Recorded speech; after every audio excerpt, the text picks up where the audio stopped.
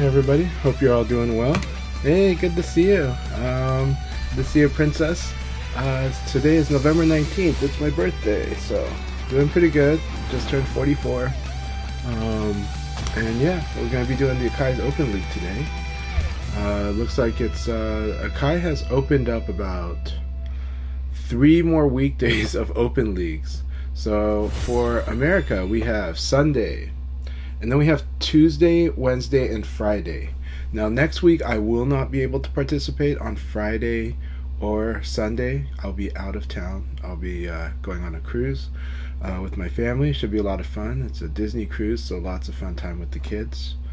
But hopefully I can compete on the Tuesday and Wednesday open leagues. So that said, I built a strong lead early, but of course I was gone for over a week to France, and then I can't play in all of the weekday open leagues, so the field has gotten a lot tighter. There's a lot more wins, and it's great. It's good to have Crazy Drunk playing in them. Seems like he can't do Sunday, but he can do weekdays, so I think that's awesome. Setsuna is getting really close, but right now the Rock Reaper and I are tied for first in the league. This season. This is going to be a crazy season. I got second place last season. This season, I'm not sure. I think there's too many times I'm going to be missing. But with all the weekday sessions, I do have room to try to make up for it. So it's going to be very competitive. It's exciting. Again, Sundays are the main ones that we do, especially with the podcast. But then we're going to have Tuesday nights, Wednesday nights, and Friday nights. Now, for EU, they have open leagues on Saturdays, and then they have also Tuesdays, Wednesdays, and Fridays. So let's go ahead and join Akai in the Discord. That correctly? Hello. Mr. Chanchai. Hey. Mr. Chanchai, happy birthday? Thank you very much. It is my birthday today, yes. Yeah, happy birthday, man. Jesus. Thank you. Just turning turning 4-4 today. So. Oh, wow. Yeah. And you got a turkey, huh? Yep, I got a turkey because they were going to skip turkey dinner this year because of our Thanksgiving plans. And then they asked me, what do you want for dinner and for your birthday? And I said I wanted a turkey dinner. So my mother and my wife made it happen. They both do make my favorite turkey dinner. So I'm lucky. I feel like the luckiest guy in the world. So I'm so happy. Very nice, very nice. All right, awesome. We got so soon we got the 3 of us and Silverbolt. Silverbolt, welcome to the room. All right. I'll do a spar with he's doing Jeffrey today. Huh. Jeffrey's good, but the hard part, Jeffrey is a hard one because he has a hard time cracking people, so he kind of cracks people with his defense, and that kind of makes sense, right? Yeah. So this is not a bad thing to work on, but you do want to get good at Nitaku, and like as a start, you want to get good at Nitaku. It's a lot more than that, but Nitaku is a good start with Jeffrey. Alright, here we go. This is a good wake up. Alright guys, I am going to take a step back to take care of some stuff. I should be back approximately 5 minutes. I'm going to run a 3-minute ad break here, and then once that's done, I'll start to count down 5 matches. So again, this is for North America region, Virtua Fighter 5 Ultimate Showdown. Passcode is today's date, 1119. For North America region players and wired connection. Alright, and I'll add, and I'll see you guys back in 5 minutes or so. Yep, there we go.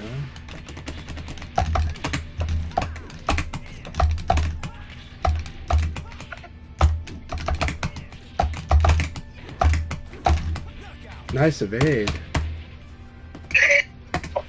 I always get hit by that third hit. Yeah. On the dance.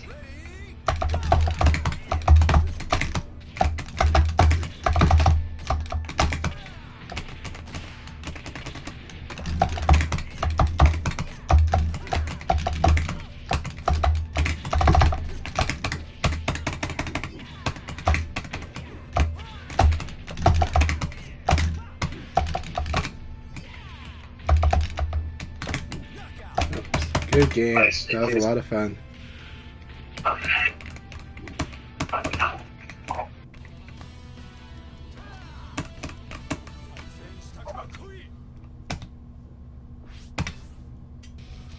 All right, Volcano Shed's in here. Awesome. Did you guys get to spar this morning? I did not. I told him I was going to be, and then I just kind of took my damn time with the shower. I'm sorry. It's okay. Volcano Shed. Gotta freshen up, you know, before league. But Yeah. I wanted to take him up usually- on his request, but yeah, I had to freshen up too. I had quite a bit to do this morning. So. Yeah, and I usually just shave on Sundays, not any other day, so. Very nice 4P plus KSG. But I do think, like, you know, Space Time is a player that he normally originally played Pi. And I actually encouraged him to play Jeffrey, and I think it's been paying off. I think, I think the way that his overall grasp of the game, but also the way that he's playing in the moment, has actually improved. It seems kind of weird, but it helped him work on some of the skills, because I think with Pi, you know, I think he was getting kind of a tunnel vision of just, you know, safe place, which is good. But he wasn't really sure how to kind of create like bigger opportunities, and you know, I kind of encouraged him to try Jeffrey or someone. Now I'm kind of encouraging him to play Wolf, because I said, well, with Wolf, that'll get you to be a little more aggressive with your with going for those big opportunities, using your throw a bit more, but actually mainly for him to work on his Okizemi, you know, and kind of understanding of those situations more. But also his whiff punish. I said I want you to use Wolf to whiff punish and just kind of get used to the idea of punishing people that hit a button. Alright, good battle, you two. Again, love to see. I don't know about you, but I feel like he's scarier with Jeffrey. I don't know. I usually, because I'm so aggressive, passive Jeffrey is usually something very hard for me to deal with. So passive Jeffrey is scary, and then if you have a habit of, like I do, of like evading and attacking, then Jeffrey will really punish you with his 2 or 3 hit strings, but they are very risky too. Oh yeah. So if the opponent just sits in guard, the hard part for Jeffrey is dealing with somebody that just sits and does guard throw escape all day. You know, that's actually what drives Jeffrey nuts. Is someone that's just gonna guard and hold throw escape all day. But Jeffrey has annoying things to deal with that if he's patient, so he can, you know, do his lows, and from his lows he can do interesting games after that. So like his stomp.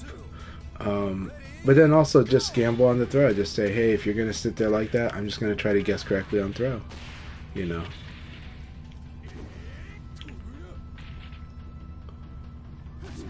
And then once the opponent does start to Abari, that's when Jeffrey like cracks them, you know.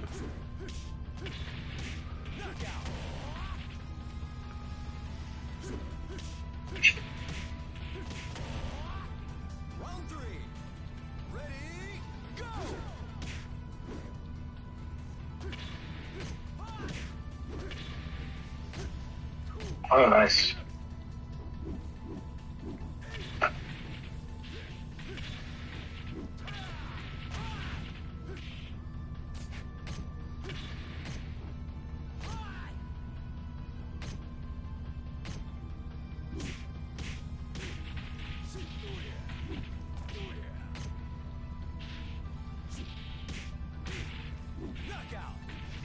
Nice Volcano. Very good game, you guys. That was really good. Alright, and we got blurring in here. I've already given my advice to blurring. I said outside of leagues, because in leagues play, you know, what he thinks is best. But I told him outside of leagues, start messing around more. Play long set battles, mess around a lot more. Try different stuff, because he's a really strong player and he's a really smart player. But when you come from a lot of other fighting games, most fighting games, like, you should just do the good move, right? This game, you really should you should eventually learn the whole move list. Oh yeah, you gotta have a good feel of what's useful to where and what, and even slow moves, even bad moves are useful sometimes. So for I don't know if you know, but like I have noticed that if you actually do a hit throw, you can negate certain reversal moves. Yep. So like passive reversal, like Tenchi, like lay face, punch, Sabaki. Well, not Sabaki, the punch reversal that he has out of stance. You can get away from them. So even moves like that are useful in that area, right? Yep, indeed. Yeah, no, hit throws are really cool. Actually, there's a lot of cool move properties that are in this game that change the dynamic on a lot of options. I just accidentally muted myself from Discord, so I just got back. We'll start the countdown at 4 matches before we begin the league. Thanks again. We have Chanchai and Cessna hosting with us. And if you guys could just do a voice chat, just make sure that I don't sound like a schizophrenic.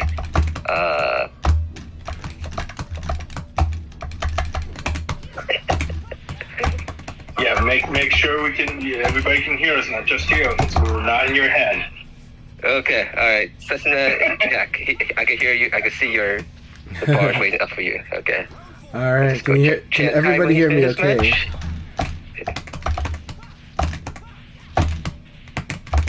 Alright, so thanks for joining. We got Blurring, Chanchai, Kuei Kara, RJ, Condor, Silverbolt, and Volcano Shed.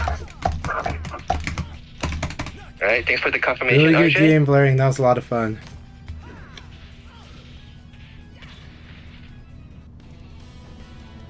Alright, let's see Akai's Twitch chat so I can read that too.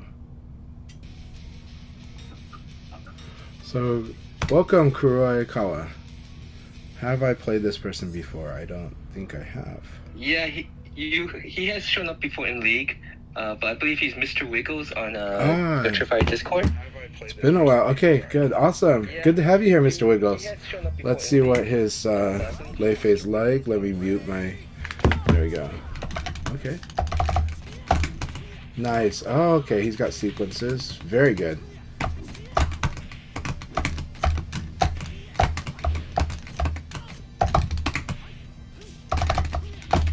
I'm bad at breaking that stagger, so for whatever reason.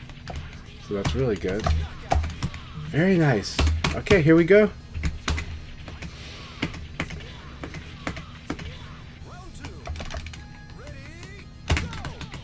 Hey, thanks for joining numbers. It's been a while. This is either a break time for him from studying or he has finished studying.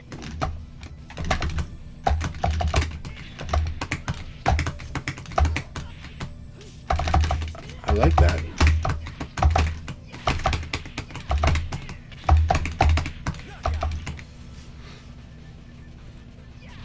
That was new. I haven't seen that before. Yeah, well, I realized that I didn't have the combo, so I was like, I'll improvise.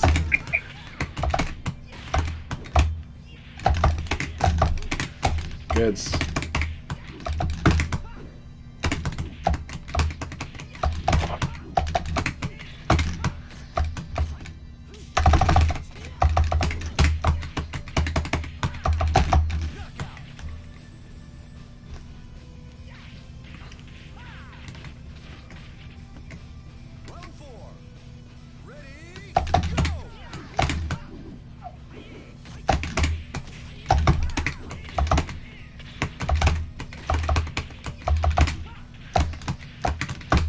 Alright, and I believe Chanchai is streaming, ring him out, ring him so you out. can watch from his point of view.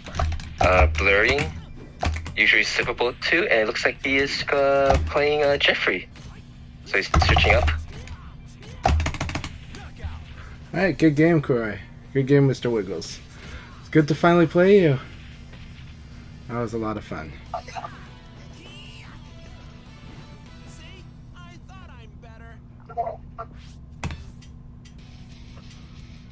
Alright, RJ. Here we go. I like RJ's Jeffrey very much. And RJ, thanks for confirming that you can hear everyone. Really appreciate that. Sometimes we've had whole sessions where nobody confirmed, so Akai got to speak by himself on his side. There's also times where I mute myself for the entire session. I like to say that during those times when I accidentally mute myself, I spoke the most perfect English no one ever hears it. So yeah, that's usually how it goes. and the insights were great. The commentary was on point.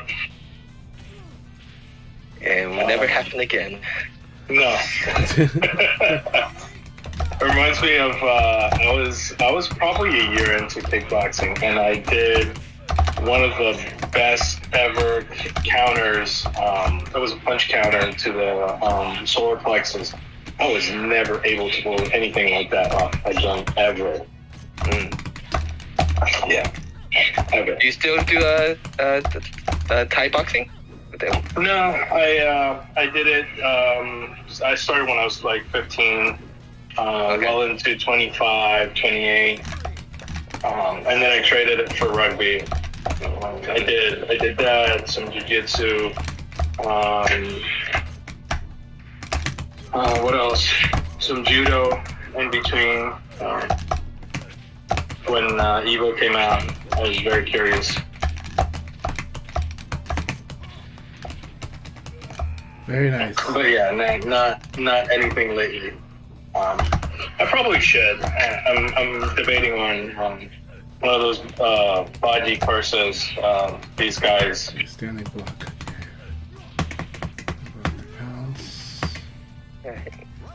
Alright, so this is a Sunday session for North America region. Pass code is 1119. We still have 2 matches before we begin the first league.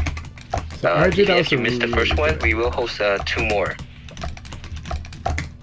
RJ, the backdash see was what a else really is good there idea.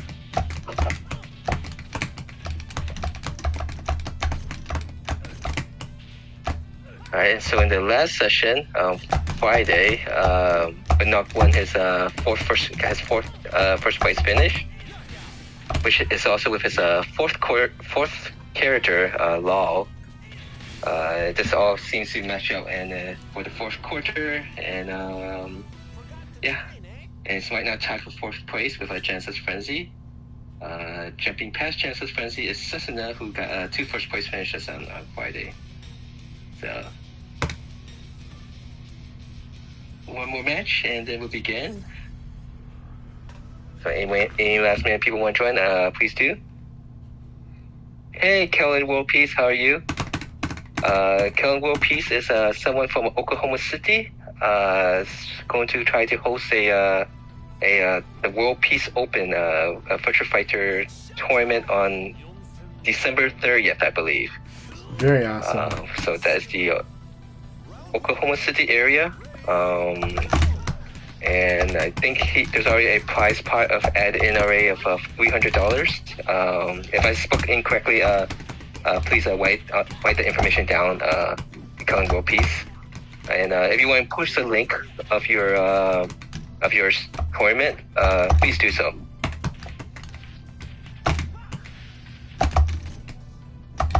And it seems that I see 3 people who signed up so far, and I think one of them was General Whipper, who Akai player who has participated in the leagues. So I now know that General Whipper is from Oklahoma City.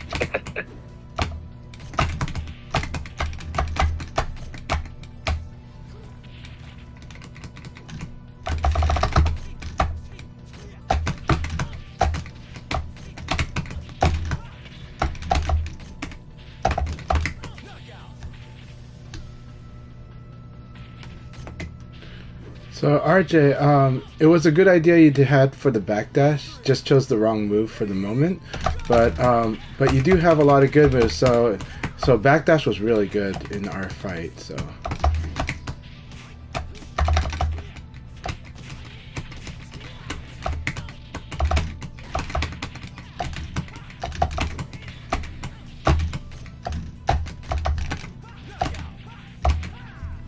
Good game, Condor. Alright, so we're doing League now? Good Yep, luck, we're everyone. now going to League, so good luck, everyone. Have fun, and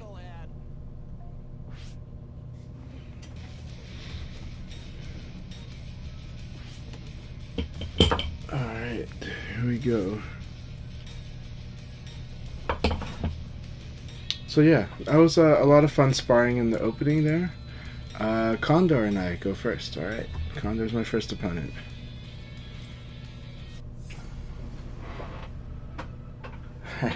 Awesome for Nala suggesting that, especially if you like to play. Yeah, I think that sounds like a good choice.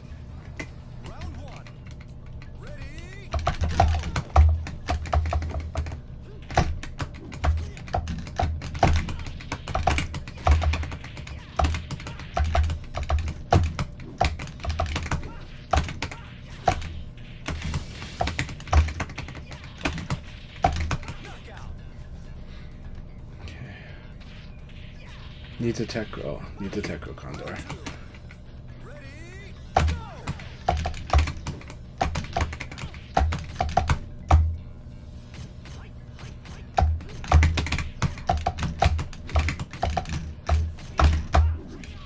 I see. Boom, boom. That. Okay.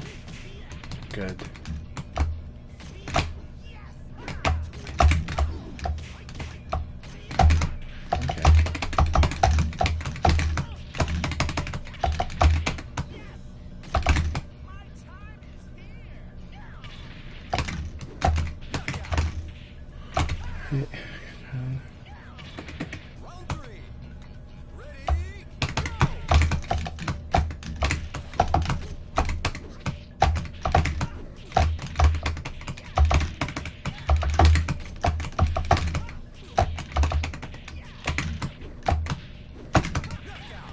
Alright.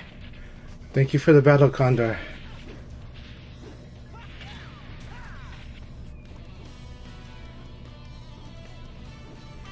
Also, I'm really happy that Kellen World Peace is doing the Oklahoma tournament. I think that's awesome. I would love to go visit Oklahoma sometime. I think my mother had been out there long, long ago. I don't know the reason, but I know she had been out to Oklahoma before. There's a lot of parts of the country I'd love to go check out.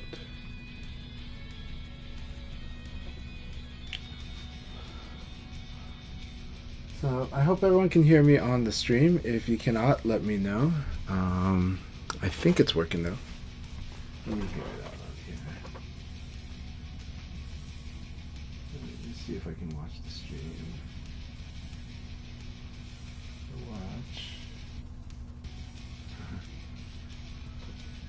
My channel. Alright, mic check, mic check. Check, mic check. Yep, okay, good. You can hear me. Very good. Let's go set it back to the stream manager. This interface is not the best. Okay. Alright. Sounds good. Yeah, you're definitely gonna want to learn how to do like mid throw. Whenever you interrupt someone with a jab, do a like mid or throw, and then whenever you block something good, like something like an uppercut or a side kick, mid or throw. Yeah, really powerful. Yeah, Marissa's a very different. I mean, Marissa's a very something that works really well in Street Fighter, and so it can be a little different. But I think I understand Nala's call on that, though.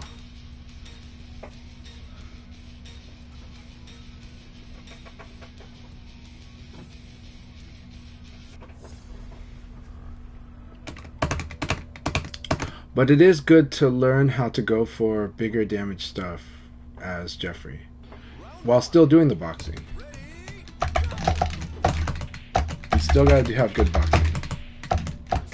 Ah, that's right, I'm fighting numbers. Alright, here we go, numbers. Love that. That's right. Never a rising attack against numbers. He's got his spacing down. Alright. Yeah, okay, that's true.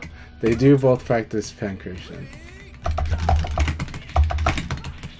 It's like we should do the official pancreation skin, you know, which is you know, birthday costume or birthday suit.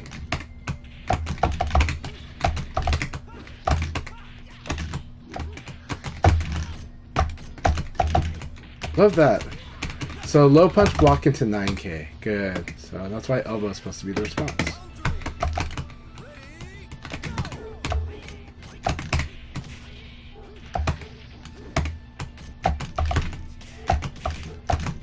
Okay, that's guaranteed there.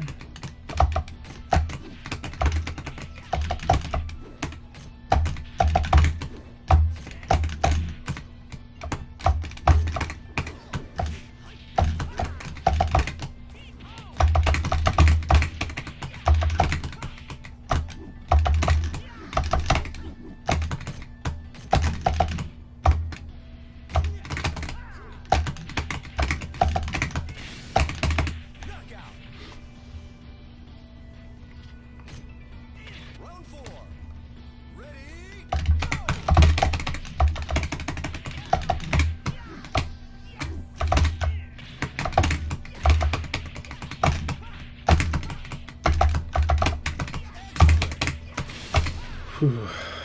That was a bad idea to do that wall.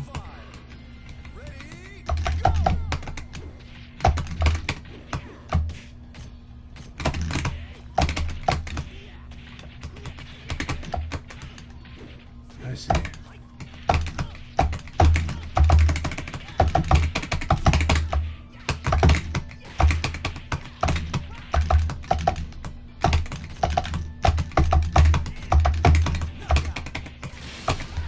Good battle, Lumbers. That was a lot of fun.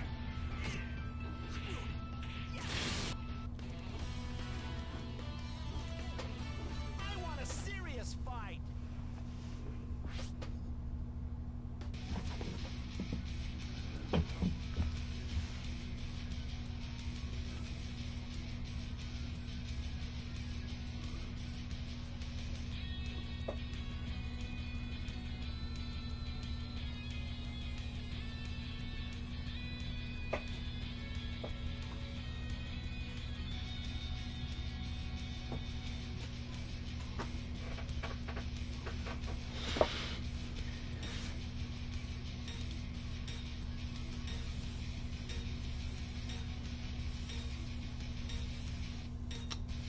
It is a rough part about the online, yeah, is the low guard. On the upside, most of the time when you get hit by a low attack, you can attack them back. So, and lows are actually like the worst in this game, right? Like this game, the lows, they're good, but they're still not good. Like they're not like lows in other games, not at all. So, they're not going to trigger a huge combo like in Street Fighter.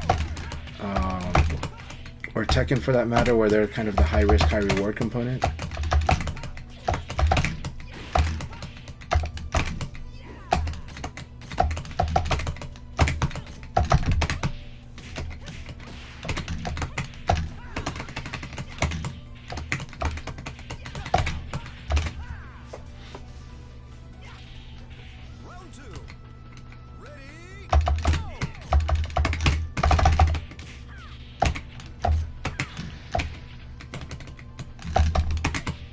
Nice, this should ring out.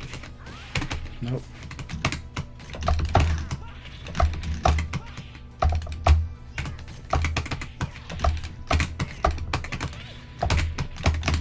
Good, he didn't go for the low. I was counting on him going for a low here.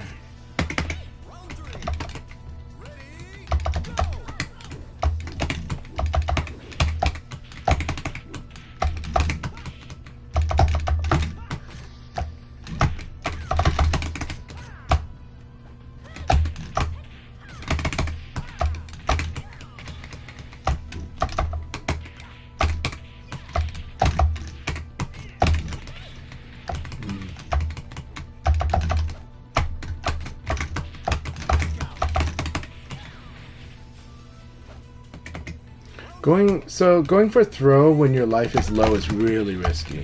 So understand that if you do poke throw, that's more risk than normal when your life is that low. All right.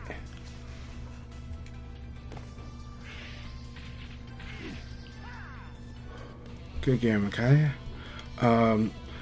So it makes it harder, but because you're a Pi, you still can do your safe striking and kind of rely more on that when your health is low. But when you go for a throw, it's fine. It's just more risky. That's all.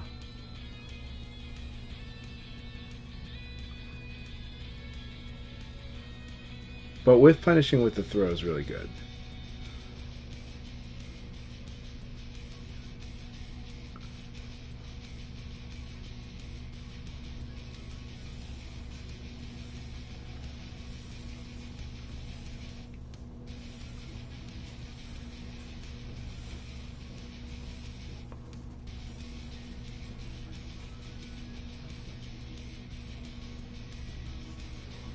So if there's one silver, well, there's two silver linings with 2G being something where it's not as instant in the online as it is offline. Because in this game, you can low block you won't be able to duck a throw instantly offline, but what you can do offline is you can block lows almost like a lot easier.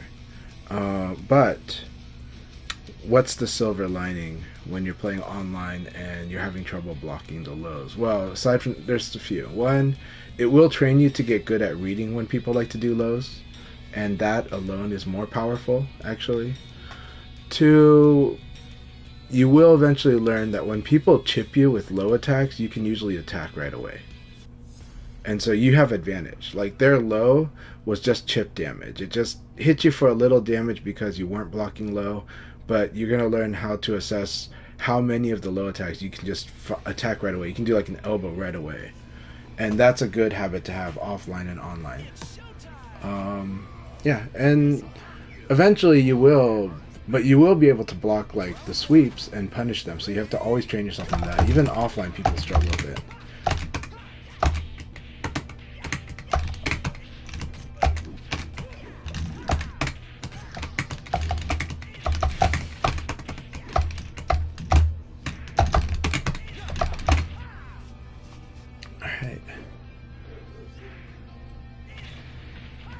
First round RJ.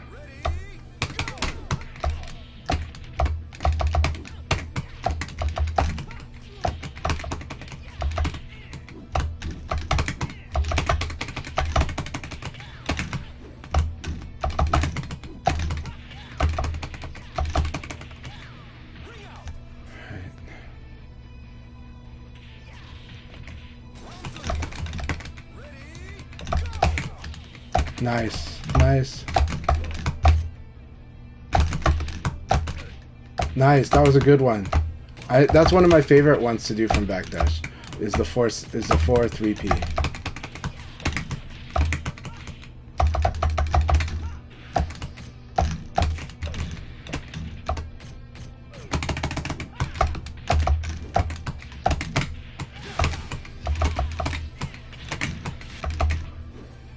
Alright. Good game. I know I'm brutal on you in League because I want to win as many rounds as possible and not lose as many rounds, but I really enjoyed that, RJ, and keep it up. Keep it up. I do like your Jeffrey very much, and I like where it's going. So keep it up. Don't lose heart. Backdash in the 4-3P was good. Jeffrey actually has some pretty good backdash stuff. Backdash knee is really good, especially if people have like a real bad low punch habit. Then like a quick backdash in the knee can be pretty good. Evade and then doing a knee when the opponent's side turn is really good, because you're gonna be like -8 or 9, not guaranteed damage. And so Jeffrey's knee is pretty good from the side. It's just really good move, period. But yeah, and if you get good at setting up whiffs, it's a good knee.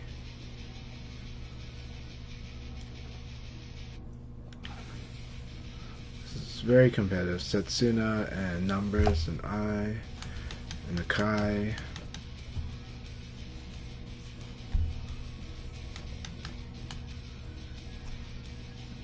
And then Blurring just fought all of the Lei's.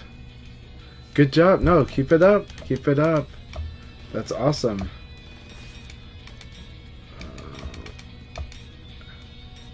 You gave Mr. Wiggles a real hard time. It's a good battle. And he's no slouch. I very much like his Lei Fei, just having fought it once now. Alright, Volcano Shed, here we go. I love fighting Volcano Shed too, our friend from Florida. Not my cousin.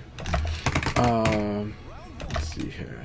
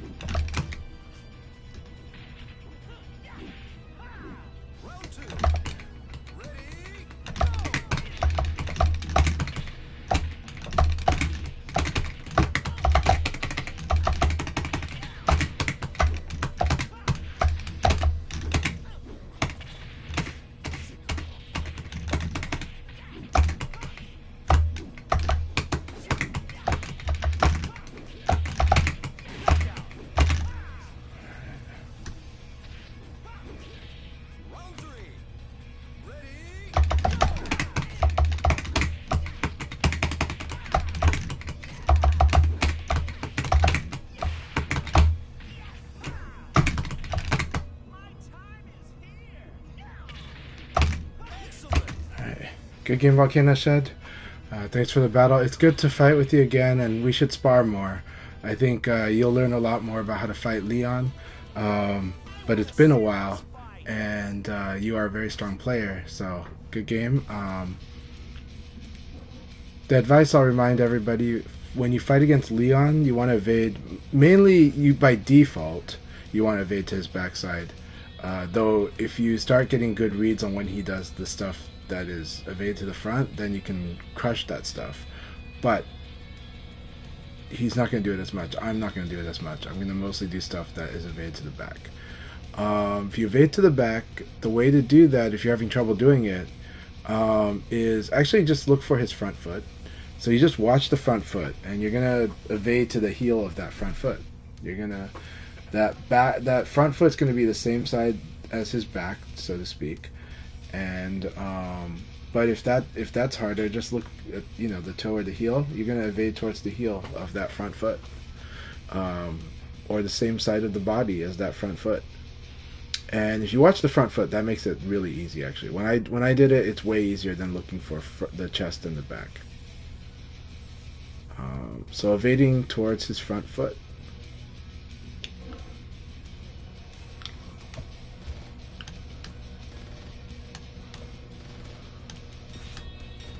Alright. Ooh, we got a clash. Numbers versus Setsuna. It's a big one. Alright. And then I get to fight Silverbolt's Jeffrey. Here we go. Let's see.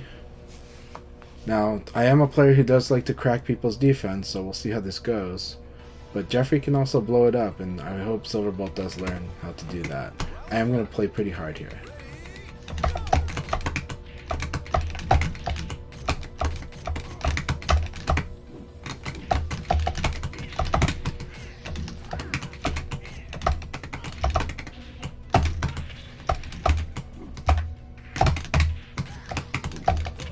I like that.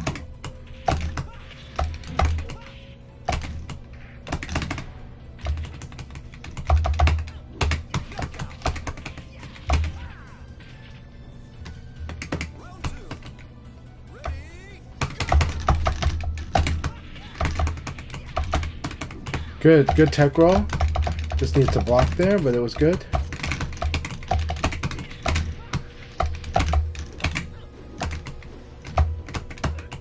Good.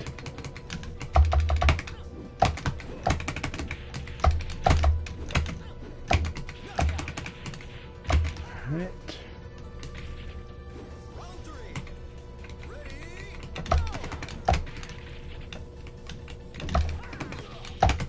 That was good. That was good.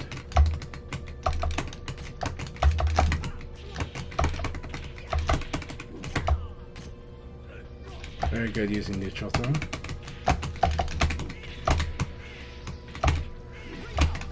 Good game. I do go for the ring outs, but yeah.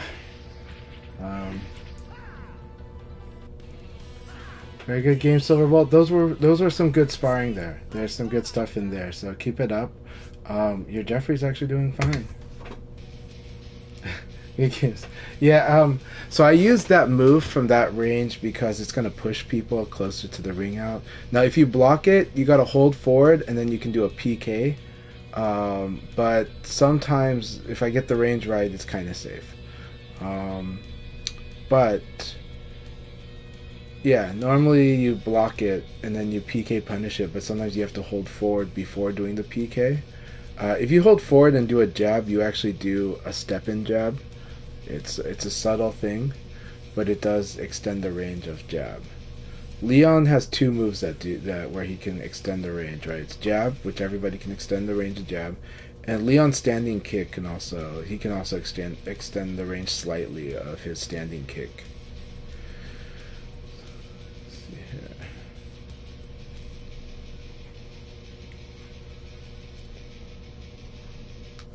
Alright, Numbers was 1 against Setsuna, and Numbers is at plus 12. If I lose, Numbers and I are like neck and neck.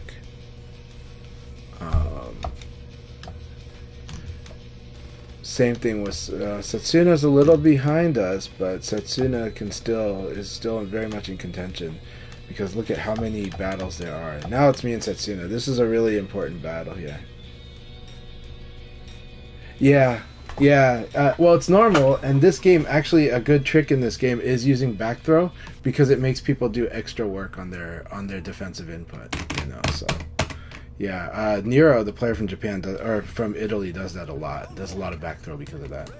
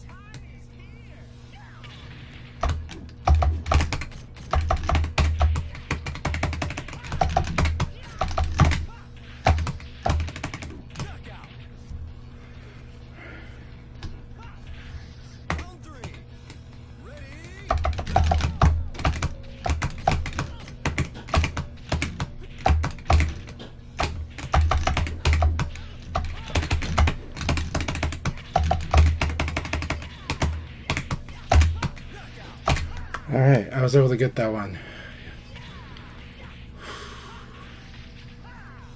Good game, Setsuna. Yeah. No, buffering is good, and in this game, buffering forward is really, really like a normal good habit, right? When you do combos, buffering forward is good for the jab because it smooths out your combo finishes, your conversions. Because there are times when the range will mess up and will be enough that jab will whiff, and so always holding forward while doing a jab as part of your combo is always important. Yeah, I understand. It took me a long time to just, we fight against Setsuna and Paul68 KDMD. They both like to do back throw a lot. Japanese actually like to do forward throw with Akira, and that's because I think the Okizemi situation is better for Akira. But also because a lot of people are escaping back throw. So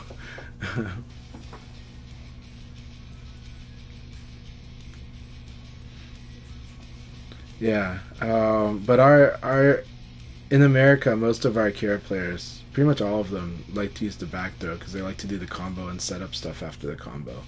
So then we kind of have to do back throw escape a lot, a whole lot.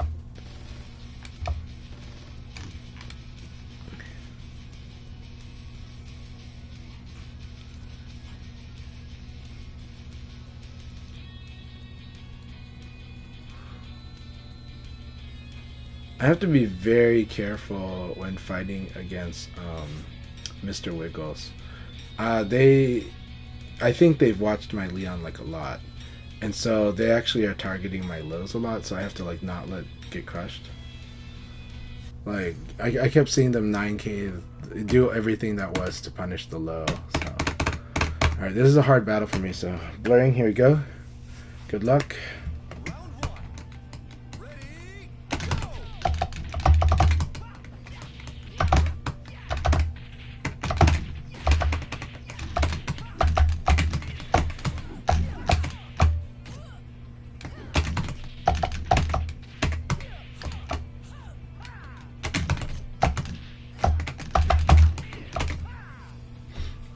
They're too used to this uppercut working on most people. It's still a problem when they're fighting against me.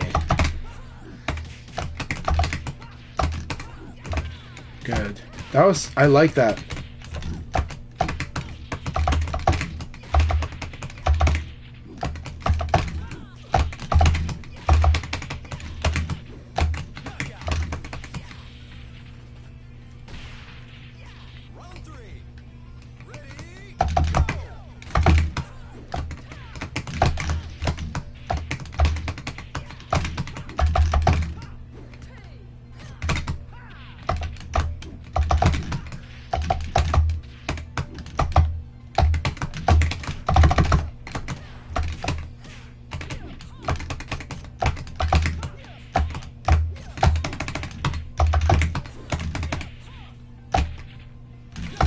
Very good.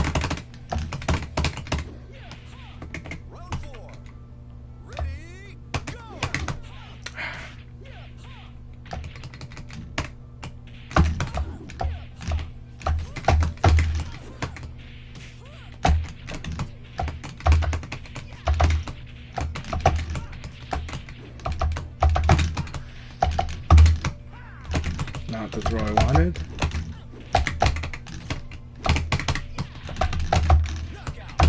Alright, good game, Blaring. Good game. That was a really good game.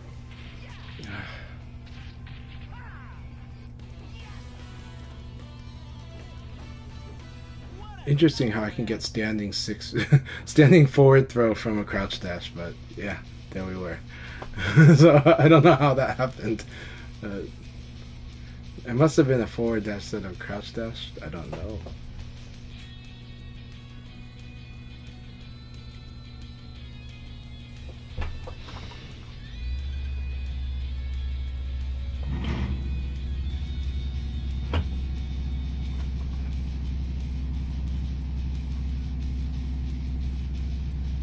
Nice, Ken shares, cool.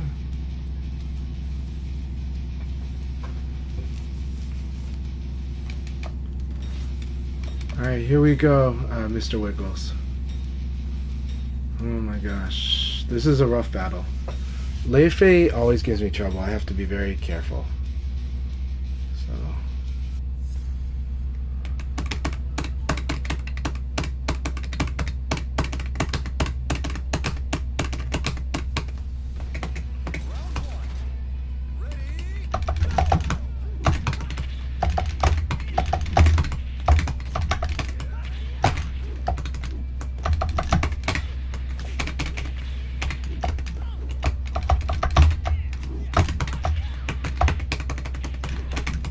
Connection was rough there.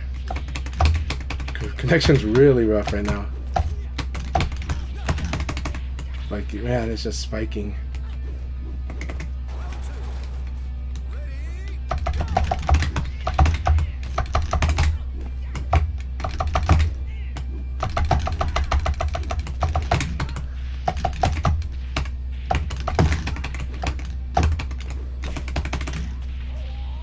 This is rough.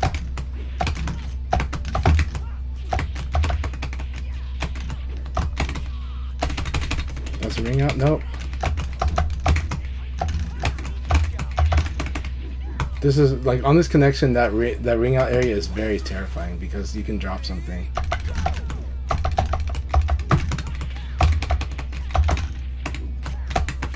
Good, he knows.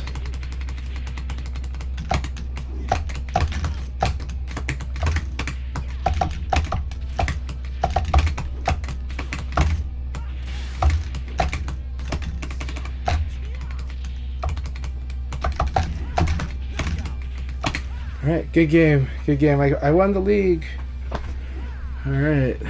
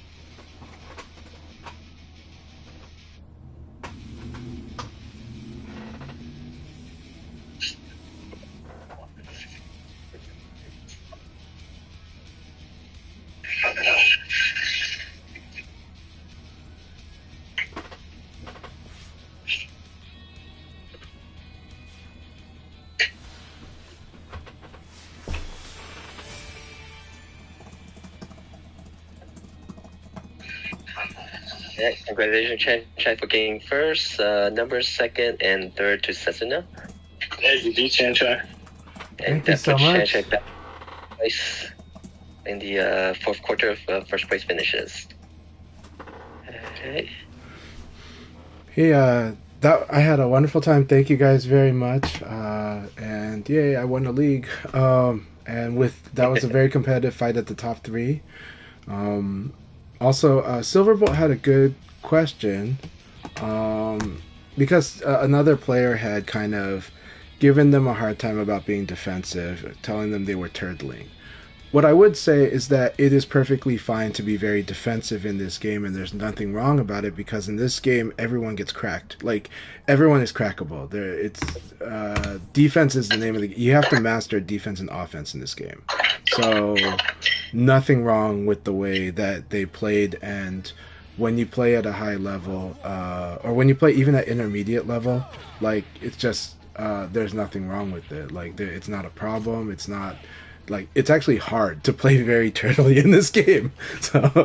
So yeah, like, it's a hard thing to do in this game. That's why a lot of players that default to being very defensive actually have a hard time with VF, right? Because this is a game that really rewards you going for the reward, because the reward is a lot greater than the risks in this game. Block punish is way weaker than evade punish. So To be fair, Chan Chan, what I would tell Silverbolt is, if you got people complaining about you, you're doing something right. Yeah, his defense is doing something right. So yeah, exactly. Yeah. So I agree with that. We got Shadosha in here. Yeah. By the way, good to have Shadosha in here. I'm just going to win an ad break on my stream, and then start to count down 5 matches. So welcome, Shadosha. And I'm taking a step back and see, I think. Thanks for playing, Koi Carla. Hopefully you enjoy it, and you'll come back whenever you're free and available. All right. Let's see. And to be fair, Silverbolt, take any criticism constructively, but also sometimes when you realize, the other guy's just sore or just sad, right? I played in an era in the arcades when there were arcades where in Street Fighter 2 they didn't allow throwing, because some people got butthurt about that. So I would win without throwing, because if throwing is like your biggest worry in that game, then I'm probably strong enough to beat you without throwing. But then later on, years later in Third Strike, a game that has a throw break, somebody also complained about throwing. So then I won without throwing. But the point is not to win without throwing. The point is people are going to complain, because feelings get heated when we play fighting games and when we compete in competition in general.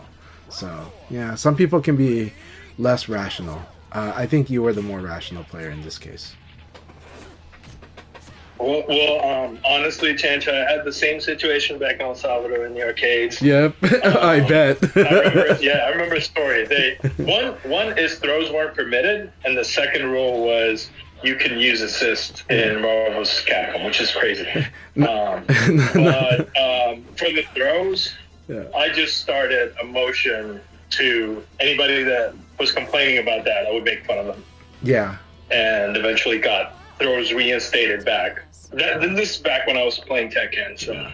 But you are much also less of an issue, but but you are a large size El Salvadorian man, so you know, right? I'm not going to recommend. I would just sit there and laugh at that, like really have fun with that.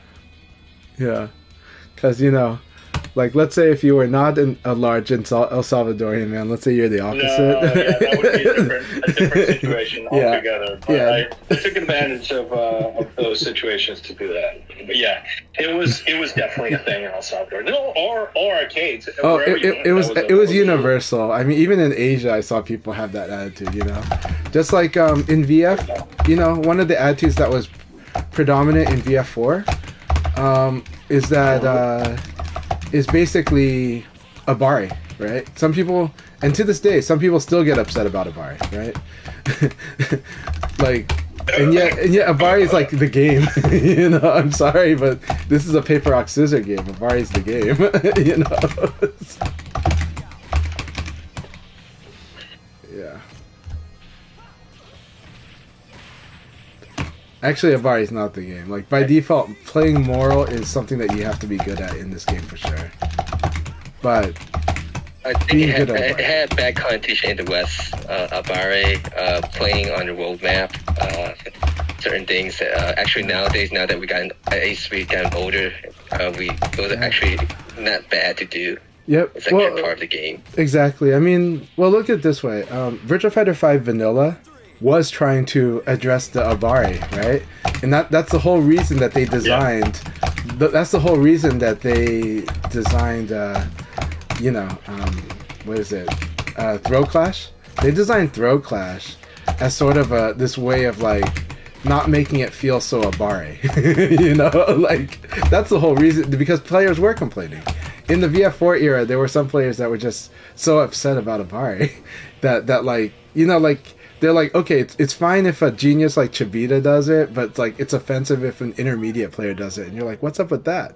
You know, so yeah. All right. Thanks for your patience. Ads has ended. Thanks for playing Kuwait Kara from the first league. We now have 3 more players join us. Shadosha, Jinx 81. It's been a while, but you can make it. And Knowledge Strawberry. We're gonna start the 5 match countdown before we begin the next league. Dual Clash can share was a mechanism in the Virtua Fighter 5 Vanilla. The original Virtua Fighter 5. It was this kind of strange mechanics, and they removed it after in the final showdown. Like, yeah, without going too into the weeds about it, like if an attack intercepted like the first half of a throw execution, that's just a gist. It's not true fully. Then it would cause a throw clash where they just neutralize. It's like similar to a throw escape, actually. So it means that if you threw late during the opponent's attack, then that was going to happen. However, there are attacks that were anti-clash. So like Leon's back kick is because any move that turns around, fakes you back turn, was one of the things that would be the throw clash. So yeah, that was unclashable attack. Interesting. But doesn't that take away, because like the original RPS is attack beats throw beats guard beats attack. It mitigates it greatly, right? And then it puts even greater emphasis on something that was already strong in the VF4 era, which was the spacing, right? The spacing and the mitigating throw vulnerability. So it just made throwing a lot harder, and it made more frustrating. However, to compensate it though, they created 0 frame throw, which was, again, I don't want to go into the weeds because it's very complicated how it works, but the gist is, like, let's say we're in the neutral and I, like, crouch dash and you whiff and I throw you, like, instead of, like, suddenly the execution of the throw is 0. So what happens is the throw escape window before was 10 frames before and 10 frames after the throw, and then suddenly when you do this 0 frame throw, the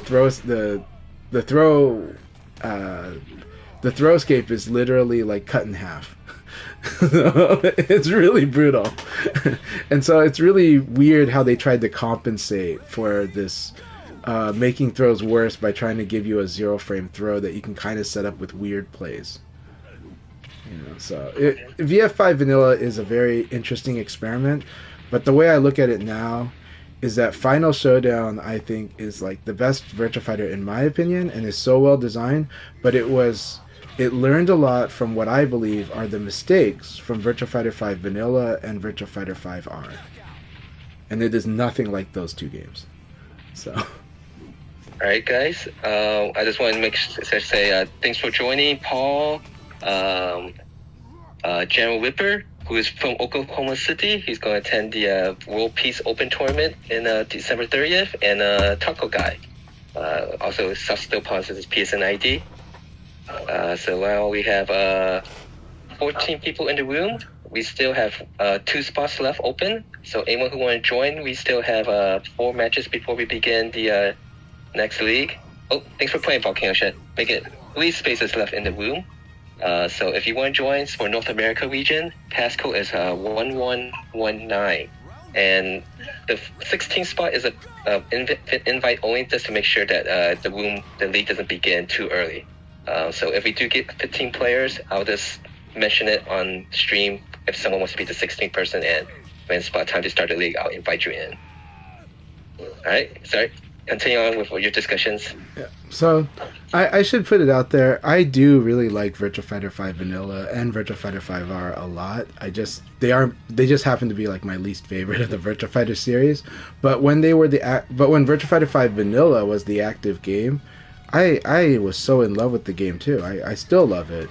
But once Final Showdown came out, it was good to remember what it was that to have the paper rock scissor game be so prominent again. I loved it, and the way that this game plays I just love more. So it's just one of those cases where I will still play Virtua Fighter 5 Vanilla, but it's a very different game than this. It's the whole Virtua Fighter 5 series. Every different. 3 games are different. The animations are different. It is very different though. The speed is different. The size of the characters is different. Right? Yeah, the move list is different. Yeah. This game, you can think of this game as the actual Virtua Fighter 6, just happens to be using the same engine. With some of the same assets, but not all of the same assets. It's like, it's using like the same models. Side turn the thing back in Vanilla? No, this game added the side turn game. This game developed side turn. Not as refined as Final Showdown. Yeah, the rules are like different. Plus frames and stuff is different. Yeah, mechanism wise. Yeah, the way that you use offensive move is different as well. I mean, the reasons you would use it. You did have a defensive move attack, just like in the VF4 games, where if you evade, hit P plus K. Yeah, I remember that. Yeah. But like. And offensive move, you have a punch and kick attack also. So, Vanilla. So ultimately, Virtua Fighter 5 Vanilla. Combos, right? Virtua Fighter 5 Vanilla is a game where the attack space, where it's still playing like the VF4 games, but they made throwing kind of worse, except for when it's like whiff punishing. And then they made like, but then Virtua Fighter 4 is just stronger. It's just that series is just stronger. But then Virtua Fighter 5R is like, well, let's make the damage crazier. Right, to kind of compensate for this like slower play of Virtua Fighter 5 Vanilla. And so that one is like a crazy game. It's fun, but it's weird. To me it's like the King of Fighters 11 of the series, where it's like, this is just a really fun, crazy game, but like competitively I don't know how I feel about it. So yeah. Oh hell yeah, Shidosha. Shidosha's chatting on my stream, so anyhow, so it's fun looking back at the series, but also VF5 is a really good game. I just think this is way better, and I do think the VF4 games is better, but I think VF5 Vanilla is a lot of fun, and quest mode in Virtua Fighter 5 Vanilla is really, really good. It's but of course Virtua Fighter 4 Evolution's quest mode's even better, but as odd as that sounds. But I think Sega.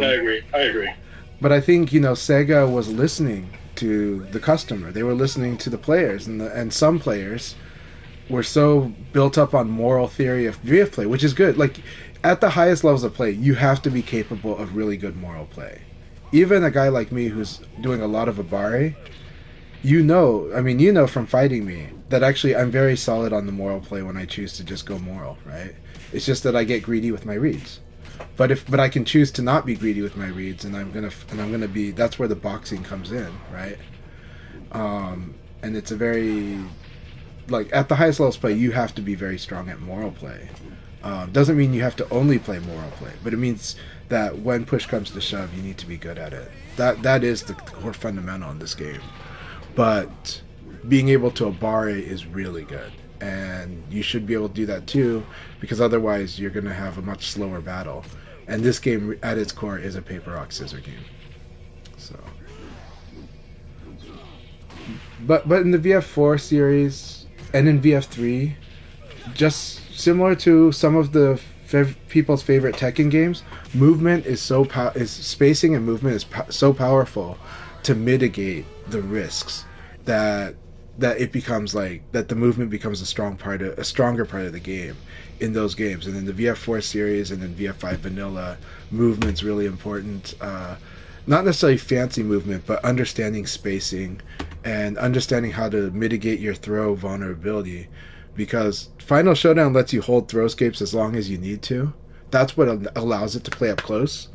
But in previous VF games, you have a very small like, it's really hard to do throw escape. A lot of beginners can't do it. A lot of intermediates in America cannot do throw escape really well, because you have to time it, right? And you have to guess and you have to time. And if you failed at it, you don't really know if it was because you failed at it or if because you chose the wrong throw. You'll know if you chose the wrong throw, but there's a vagueness about it, and it's hard to actually practice. Though in training mode, it gives you a way to practice it. So I think, but there was a strong opinion about, like, that it was crude to attack people that were trying, like, to just, do a Abare. And so because of that, but people were complaining because Abare was strong even in the VF4, in the VF4 games. It's very strong. It's a brilliant read. So, and that's why Sabakis exist, right? They exist exactly for Abare. So, but the complaints were big enough that Sega tried to tamp down on it with Throw Clash, and that was just wonky as hell in retrospect. I defended it to the death back in the day, and then Final Showdown comes out, and I was like, yeah, you know what? I don't miss Throw Clash at all. Like, I can live without it. So. But I also played a character whose main combo starter was was an unclashable attack. So yeah. All right, I'll let you speak. Well, very gracious of you. I starting to need to just white messages here and there, so it's okay, Chance. But yeah, we have 3 matches I think remaining. Let me check. Ken Shearer, that is the exact definition. Yeah, moral means that you're playing according to the frames. Exactly it. That is perfectly in line. That's the best definition, to be honest. Yeah, moral means that you're playing according to the frames and within the exactly that. Yeah, because if you're like +2 but you do like a 20 frame attack, that's also a Abare. Right, so Alright, so we have 1 match remaining. So anyone need to do any last minute things? You should finish up soon. About 2 to 3 minutes, and we start the next league. I am just taking a break. Usually I don't participate in the second league, so I could take care of stuff around the house. About 13 people. That's awesome. Let's see, anything else? I also want to thank all the people who's been subscribing and sending out gifts to people. I wasn't expecting to get this much. I'm just actually too short to 2 or 3 subscription points away from getting the next emote unlocked, so that we could actually have the all the direction inputs and punch kick card available. So. Again, thanks again for doing that. Yeah, so let's see, we have Yeah, one more match to go. We have World Peace at Oklahoma State event. Coming up very soon is Global Showdown. Next week is the Japanese exhibition tournament with all the pro license players. That is on the 25th, I believe. So when is the 25th? Is that Friday? Yeah, I think it's Friday. Okay. No, Also next week Saturday. we have I think it's the Saturday. Australian Oz Hado tournament. That's like the nationals for Australia. 25th I know is Mike is Saturday. participating in that. Nice. And after that, me and some of the Australia has been trying to recruit players to play in an online league for Australia as the kind of like a 30th anniversary thing. And so far, the grassroots campaign that I started is working. It was expected there was only 2 or 3 Australian players still play online. We got 8, so a little progress That's there. not bad. So, yeah, That 8 works, committed. Eight committed to show up. I think I spam a little bit too much messages on PSN, and I got blocked from sending messages now. So hopefully I don't get banned from PSN, and then I will not be able to run these events. But all right, we're ready to go. All right, good luck, everybody. Good luck, everyone. Kenshire, I'll try to respond to your questions later. All right.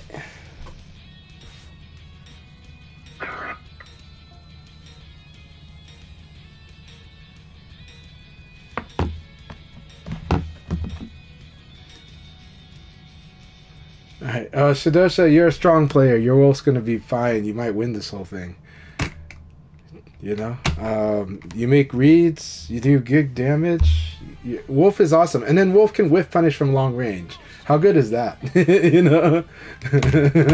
And I fought his Wolf. His Wolf is good. Shadosha can play any character really well. So.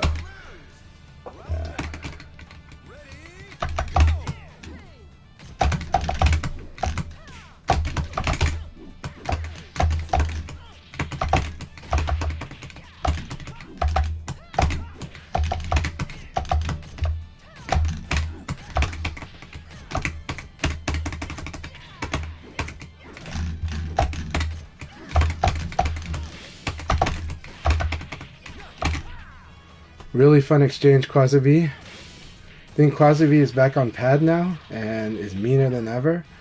But that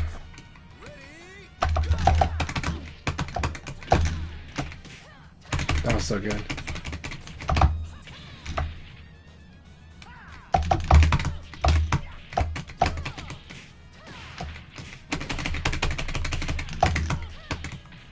That uppercut was brilliant. That uppercut was so good. Such a good answer for that. Such a good answer for that. I love that. Oh, I love that too. Good hit throw.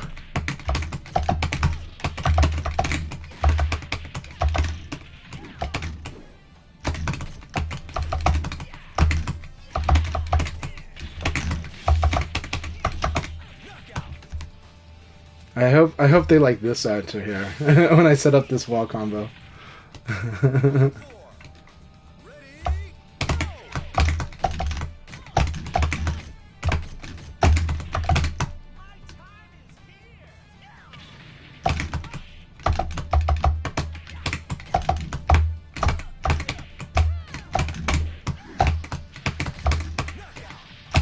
Good game.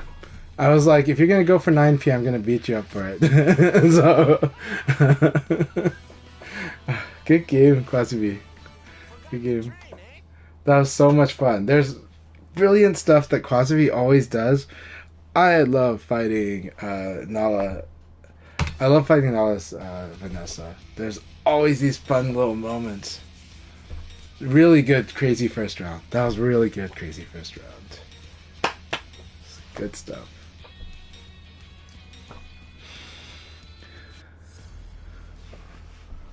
Alright, blurring, here we go.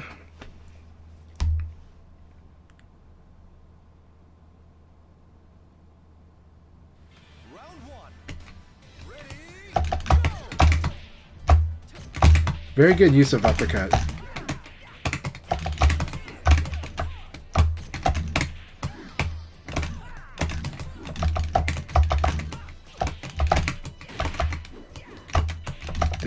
that a stance base combo? That will suck at that stance base.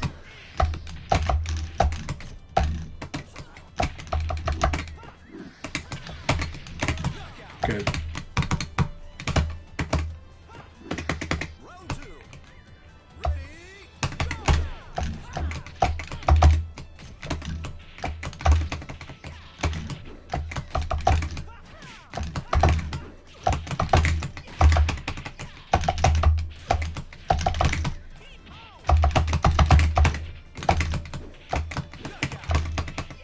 Dropping a lot of stuff.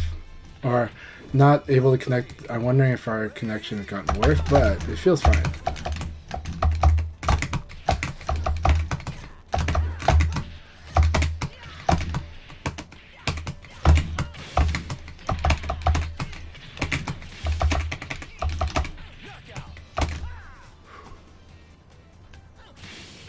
round 4. Ready, go!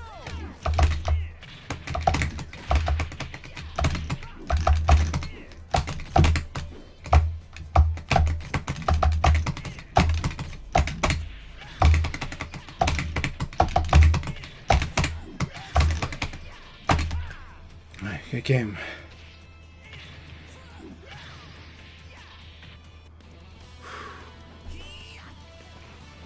See? I thought I'm better.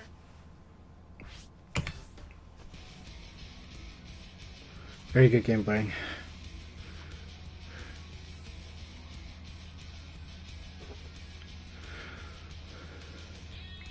Man, shoutouts to Ken Shear for gifting a lot of subs to Akai's channel. That is awesome.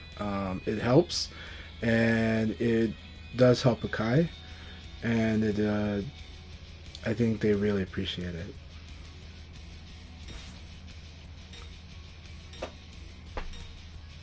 And look at this. The old schoolers were the ones who got the random gift, right? Shadosha, Numbers, and Marley J all got a subscription. Just by the VF gods had dictated it. Alright. Numbers is going to come back with a vengeance. This is going to be very scary. He was already scary in the last league. So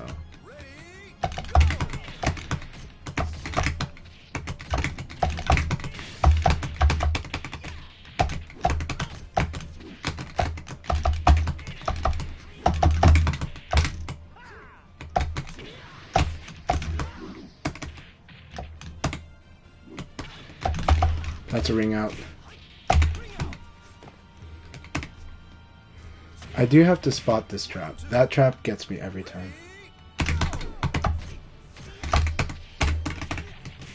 Too bad I couldn't get the second hit.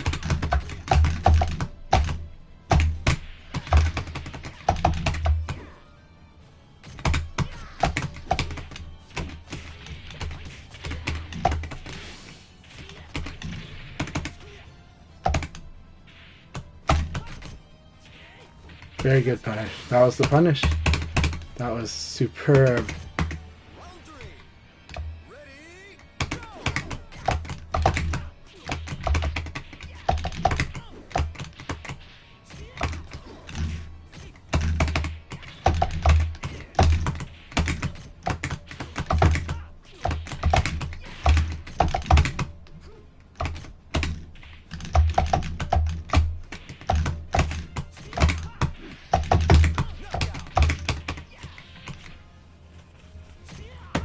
Round 4. Ready, go!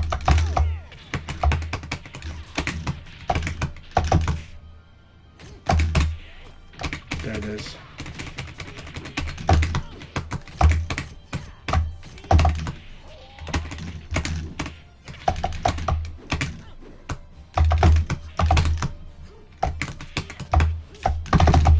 Good game. Good game. Good game.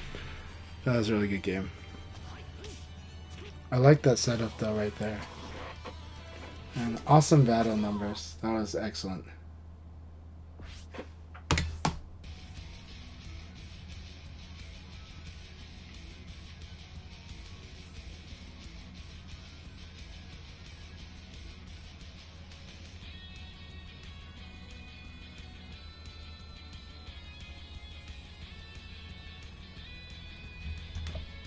Did Shidosha take down Setsuna?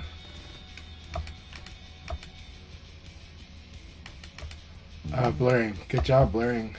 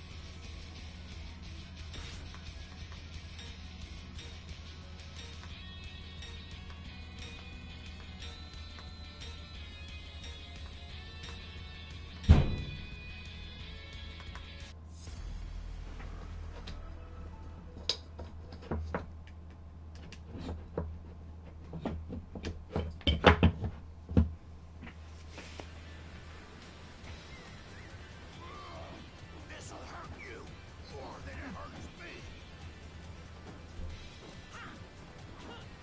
I won't lose. Round one. Ready?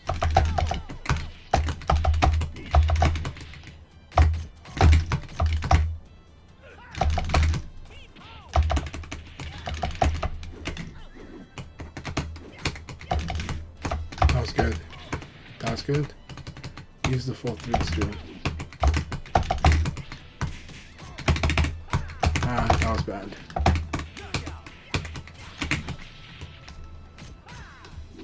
Round two. Ready?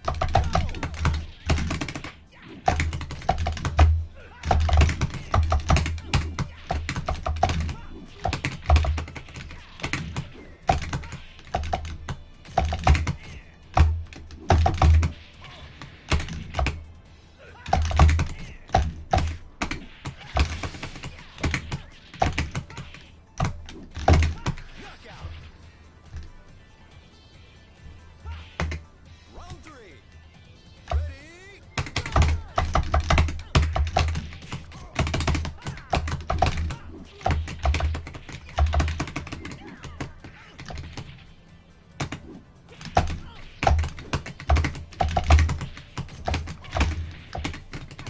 That's good.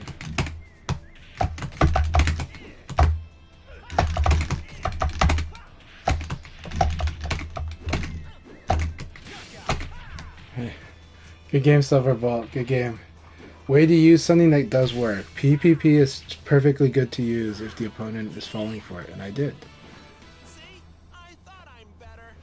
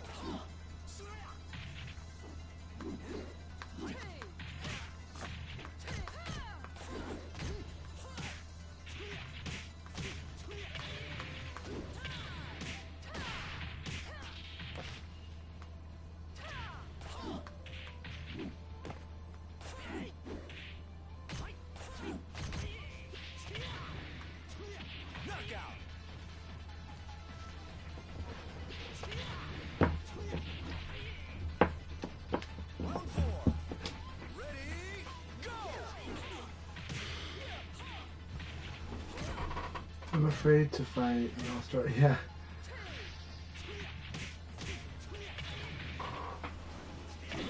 So it is a guess, but Jeffrey does have things to do if you can read when the opponent's going to do a backdash. But I would say, first of all, if you think someone's going to backdash, sometimes you can throw away your advantage. You can just like crouch dash forward, for example, and that would kind of deal with it in a way. Another one is, if you don't mind the risk, moves like sidekick or 4-3-P, long range moves are good against people when they backdash. Backdash punishes the boxing moves. It punishes the quick, fast pokes. But backdash loses badly to stuff like sidekick. In fact, most characters' sidekicks are designed to cause the stagger when someone backdashes, so that you get a free combo. And so I can lose like half my life. And against Taka, I can lose more than half my life if Taka reads a backdash. Taka has standing kick, and so actually I wouldn't mind you learning Taka. But if Taka reads that the opponent's going to do a backdash and does standing kick, like, I'm going to lose 55% of my life because of the combo. Yeah.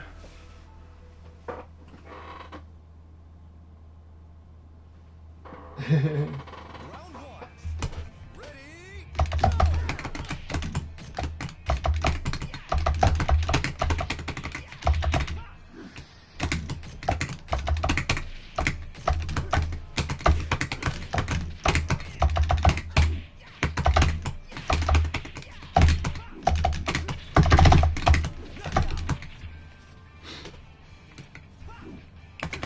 Round two.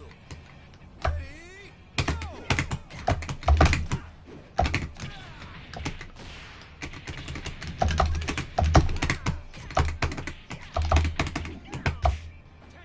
Good.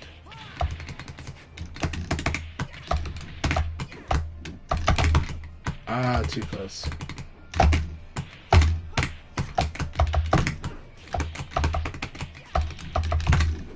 Good. There it was. I went for the risky option.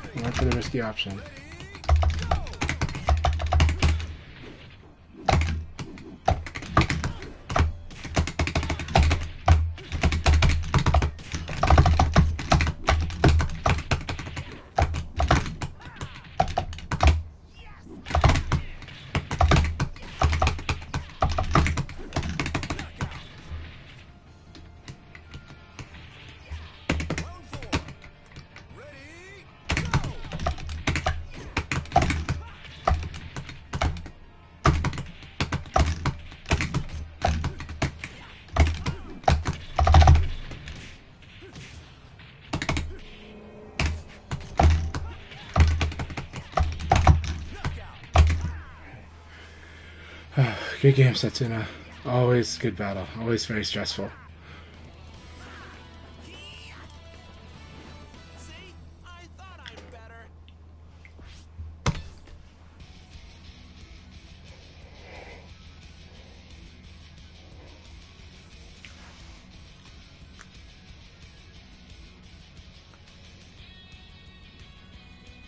It's probably good that I don't know my differential. You can see my profile picture is blocking the yeah, my profile picture is blocking it, so it's kind of funny.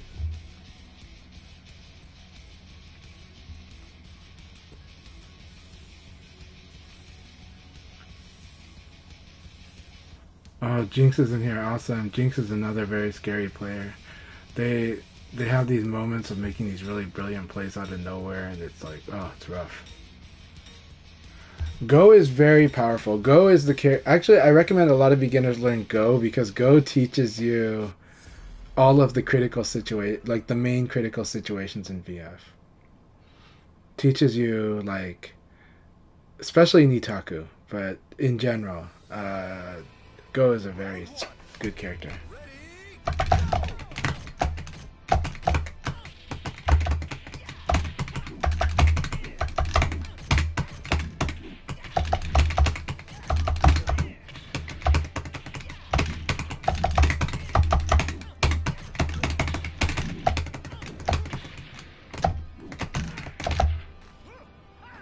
Yeah, I'm not gonna get rung out. I'm not gonna take the ring out. He went for a down throw. He doesn't normally go for down ground throw, but he was going for a ring out, so.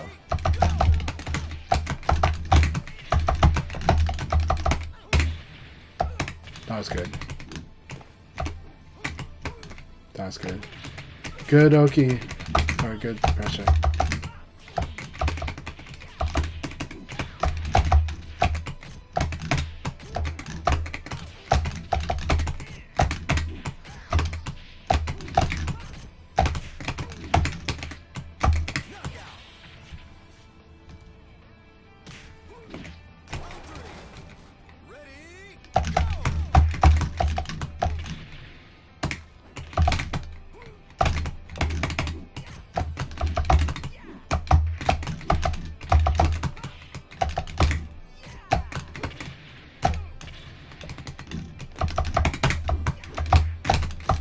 Really good stuff. I like his decision making now. It's a lot better.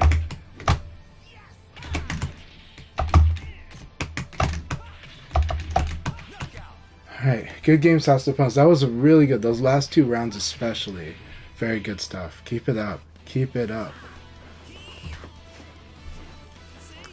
And then also learn a lot from Shidosha's Wolf as well. Yeah, Go is a very frustrating character to fight against. They're going to force you...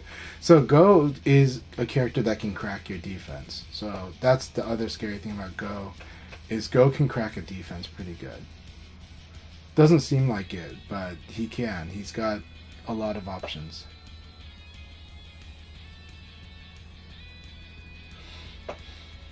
Yep. I would say, yeah. For players like Nala and I... Go can be very frustrating, but it is really fun when you get used to the fight, and there's a lot of cool play in the middle of the fight. Like, there's a lot of these decisions that are being made in the skirmishes that are a lot of fun for a player like Nala and myself, who likes to go for crazy stuff in them. So yeah. Yeah, he does have throw sabaki. It's hard to do, really hard to do, but yeah. And so the reason, but he has it because he also has a lot of -10 in his move list. So it's like his -10 move list is designed for that, right? Yeah, me too. That's why I love VF. I love VF. Every matchup is so fun.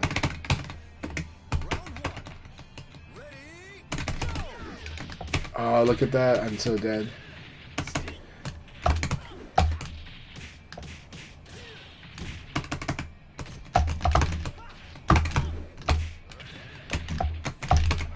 That was good. I like that catch throw. That catch throw is a really good Okizeme. I was wondering what his Oki would be there.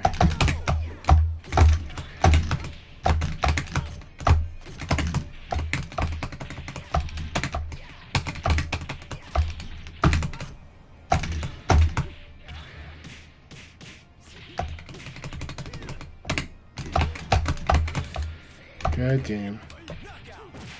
So I had to go up there. I'm going to probably lose to Jinx. Jinx has got a lot of brilliant plays here.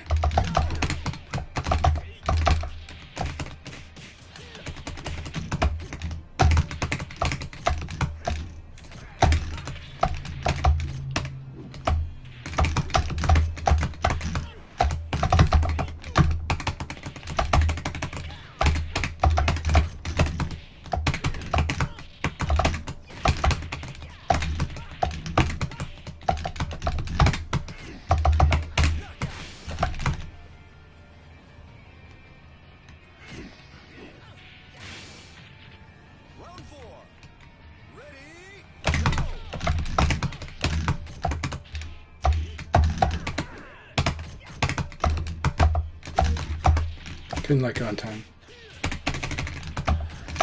Oh, such a brilliant setup.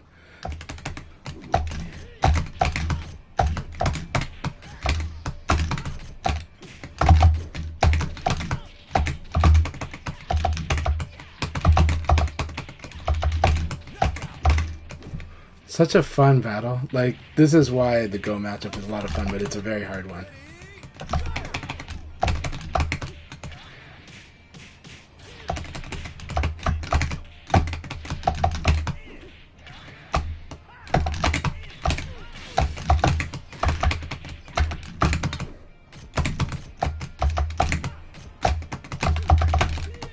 That was an awesome battle, Jinx. Really awesome battle. Good battle. I love that battle so much. So much fun. I'm glad Jinx is back. I'm glad I get to fight them again. That was so much fun. That was really, really fun. Stagger break is hard. Stagger break is a tall ask, but yeah. And it's really hard on a pad, I think. I have trouble with it, but people can do it on pad. I have trouble with it on pad. Definitely use your shoulder buttons if you're going to be stagger break on a pad. So, like, I would do this on the pad. But the hard part is the pad that... So the pad that Silverbolt uses only has 2 sets of shoulder buttons. Only has 2 sets. Because even though it technically has 4, the way that Hori designed it is that you're only really using 2 of them, I think. Oh no, they do function as the other buttons. So you can still use them. So you can still do this. You can still do it for the sake of stagger break. Leverless stagger break is the absolute hardest. You have to develop a technique and you have to have awareness of when the stagger is going to happen. It's really hard. The biggest weak point for leverless is the stagger. Awesome. Very awesome. Yeah, pad has its technique, so pad is quite good at it actually. It's not bad.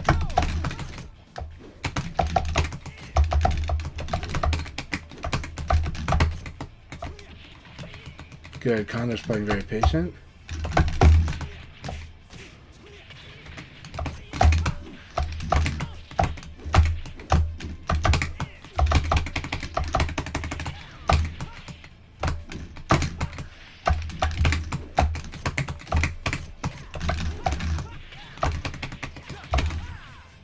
Gotta punish with PK.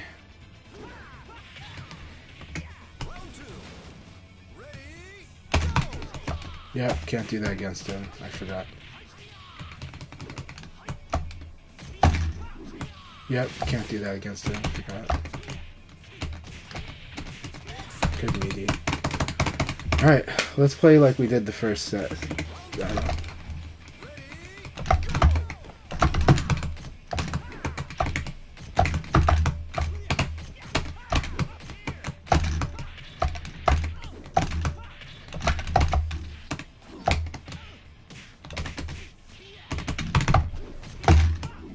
Yep, that's the setup. That's the setup I forgot again.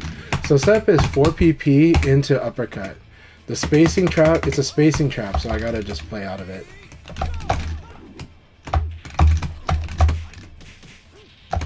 Man, guaranteed damage.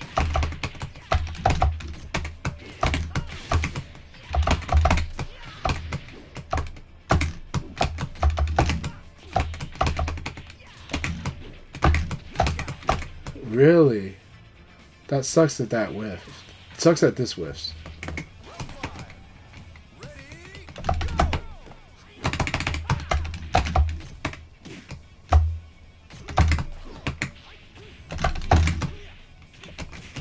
About to ring out.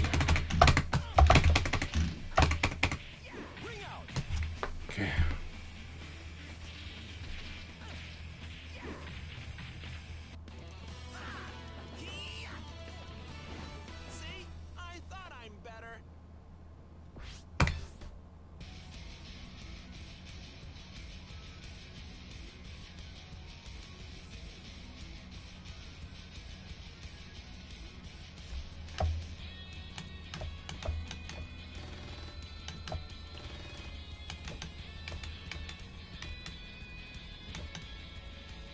Alright, Paul. Paul's gonna probably win this whole thing. Let's see here. But Shidosha, where is Shidosha's? Okay.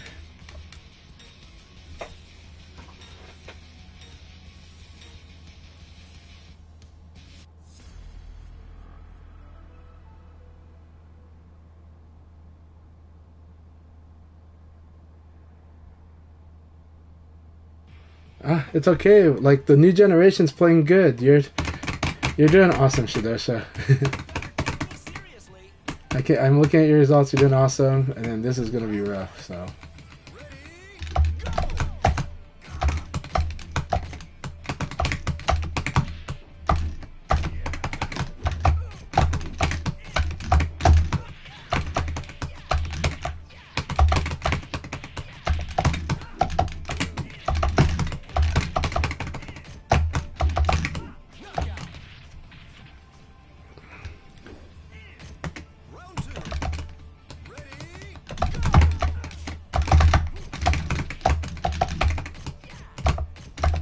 gotta PK punish that.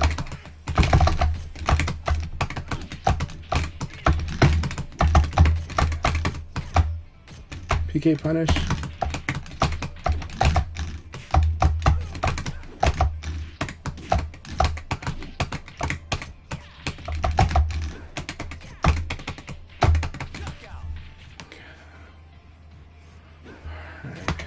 You're getting back in the game. I love it though.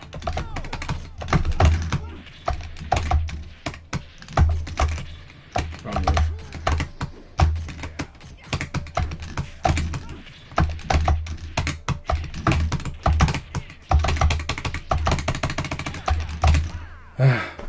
Good to spar with you again. Even if you're feeling rusty, it was really good stuff. You're just gonna remember everything. We're gonna fight. I love having you back, Shidosha. I love having you back. So, I know you got lots of stuff to do.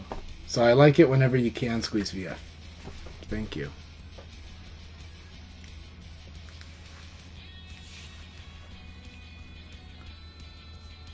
Is it just me and Paul now? No, we've got quite a few matches.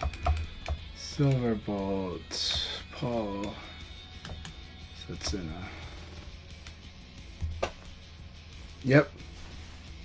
100%, man. 100%. Your Wolf's gonna be so scary. Like, honestly, Wolf plus Shidosha terrifies me. This is like good decision making, doesn't do bad decisions after he's sharp again, and then like you make a mistake, he gonna hit you. And then the Okizeme. Wolf's Okizeme, I think Wolf has the best Okizeme in the game, and Sarah maybe ties for it. And that's just like when Wolf Okizeme is just such a nightmare.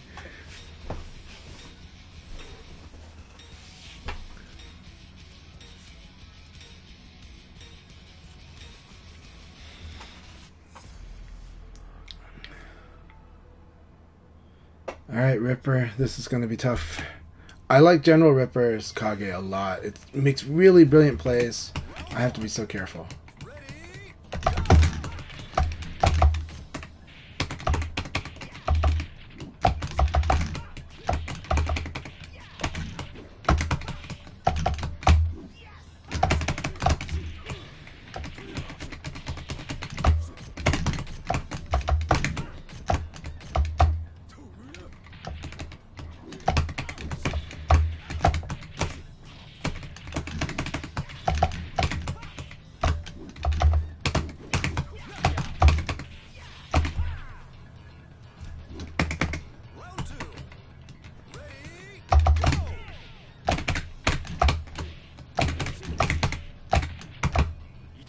Good, that's a ring out.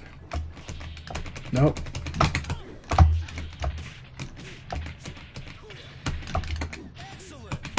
He did the sidekick too early. I actually tried the Sabaki the sidekick. So.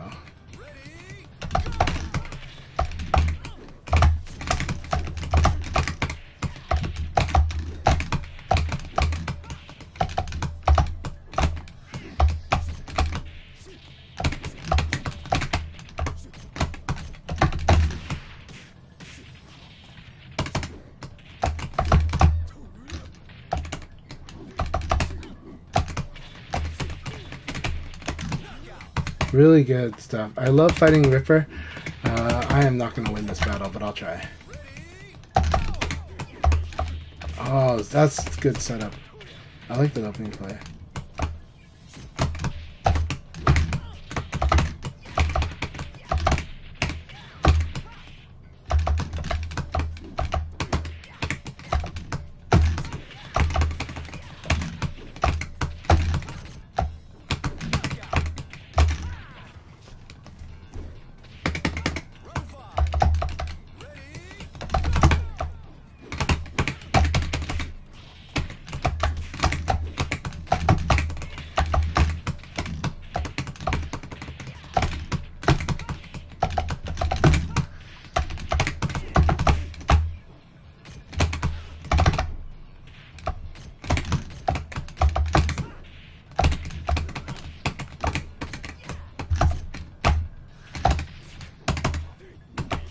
Good game, good game. That was dumb.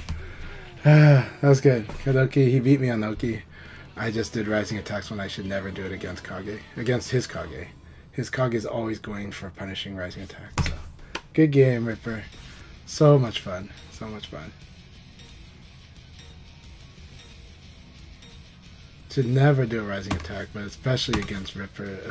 Especially against someone who's always going for, like, he's always going for the meaty, right? Like, he never didn't do the meaty. I stayed down, did the meaty, right? So it's like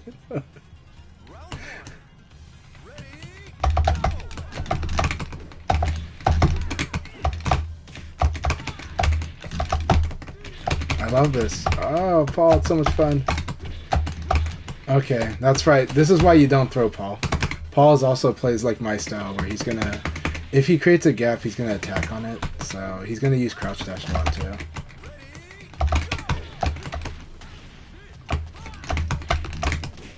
Right? Like, I got punished for doing throw like a lot, because he's gonna Abari. Like, he's just gonna attack.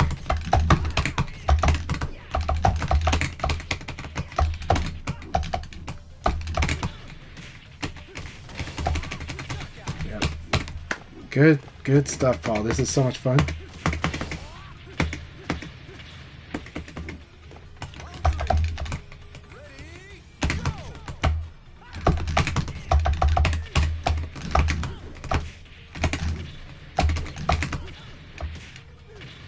And then Paul, always respect Paul's meaty.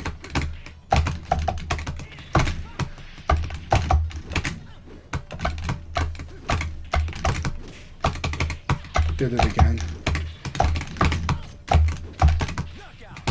Don't do Abari options. Like, you gotta use frame tie attack. Good game, Paul. I should have gone for uppercut again, but I went for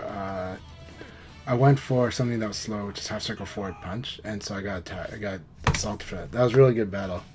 So yeah, good stuff. Paul should absolutely win this, but it's a close battle between him and Numbers. So, but I think RJ's Paul's only opponent. No, it's my opponent. Paul Setsuna. Yeah, this can go many ways. This can go many ways, but Numbers is doing really good. General Ripper is the one who's in the lead. So this is close battle. Ripper is likely to take first, Paul second, and myself somewhere around fifth. Yeah. Really good stuff. This was an excellent league. Really enjoyed my battle with General Ripper. Really enjoyed my battle with Jinx. So how is Jinx doing? Jinx doing 5-5 because Jinx plays a very like aggressive style, and they do a lot of set plays. But it's good stuff. You did okay for a day one, Jeffrey. Absolutely. Not your type of character, understand. You might want to try the dark side in Go, but you know, but maybe not. I don't know. The good thing about Go is your average decisions with Go is going to yield you good damage. Is it the most? Not always, but it's going to give you good damage. Your average damage output is good. He is a sustained damage character. So you make a throw and you win, good. You hit them with the mid and you win, good. You poke them and did a good option, good. He's going to do good damage just for making solid decisions. And he can do a lot on defense. He's actually really good at reverse Nitaka.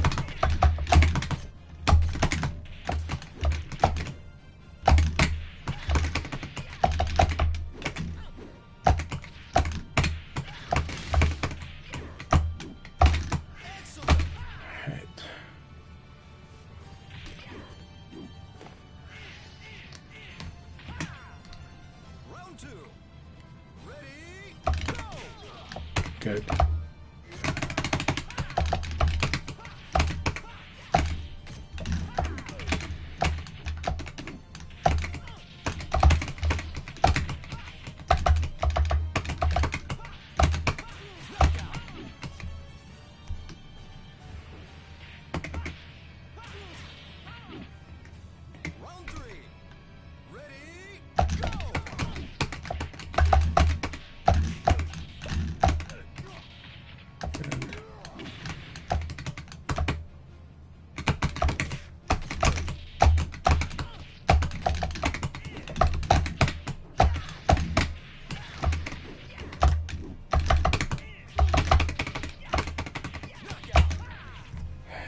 Good battle, RJ. That was a fun round.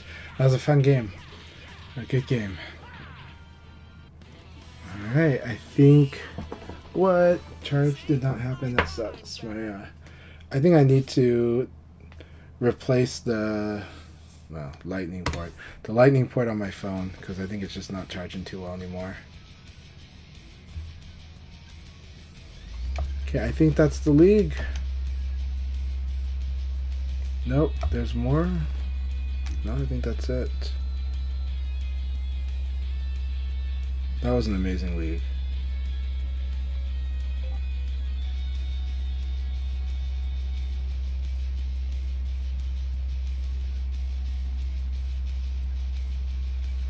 I think that was a really good league.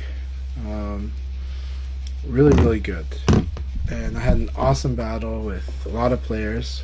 Shadosha, Jinx, General Ripper. I think our battle with Blurring was good too. I really enjoyed my battle with Nalastrabe because there was some crazy stuff that happened. So, really good stuff. I'm going to try to charge this phone.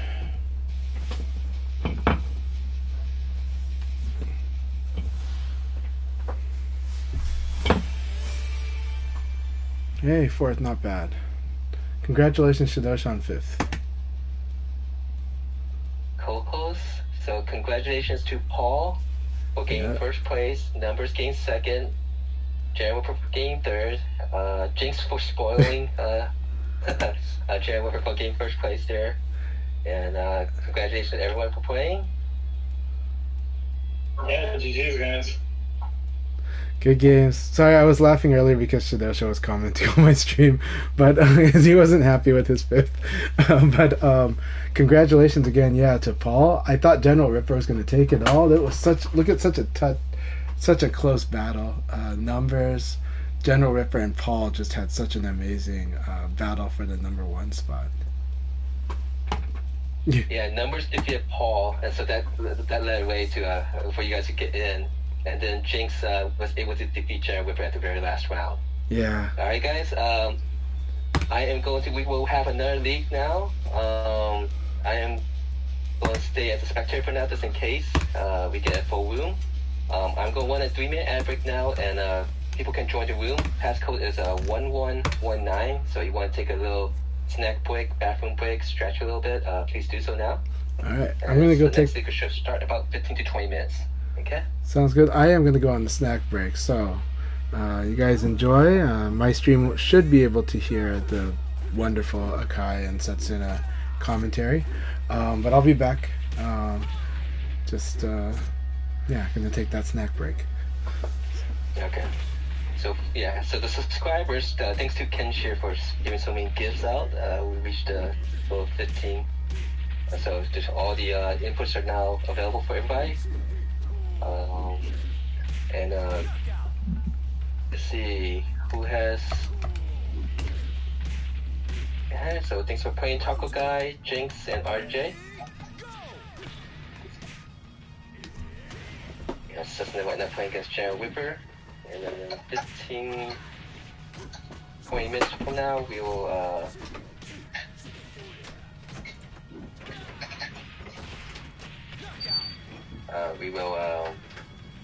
start the 3rd league. So let me go post around.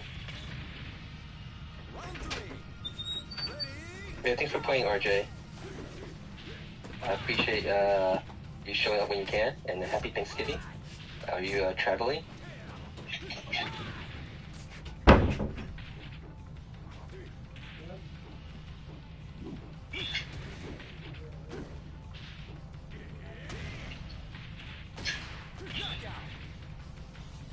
Let me go post around.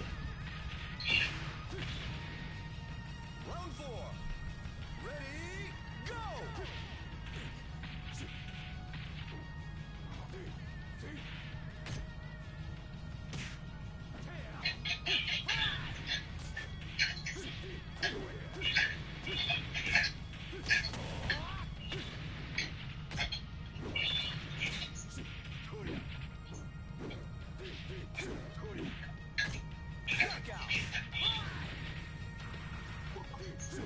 the room is open again for now the third league. Code is passcode today's date 1119.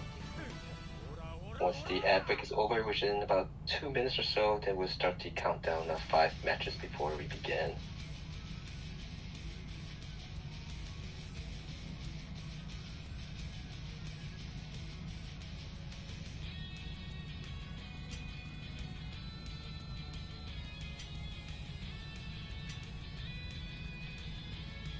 Peace and group chat posted. Then we go post on Discord. And it looks like we got quite a few left, so 10 people, so I could feel a couple enough to just enter back as a player.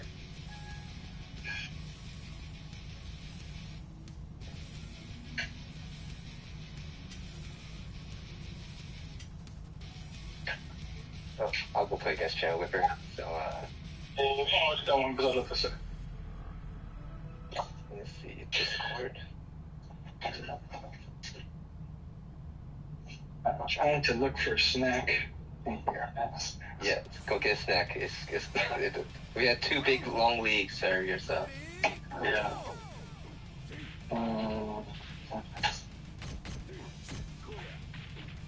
Oh, maybe I can make popcorn.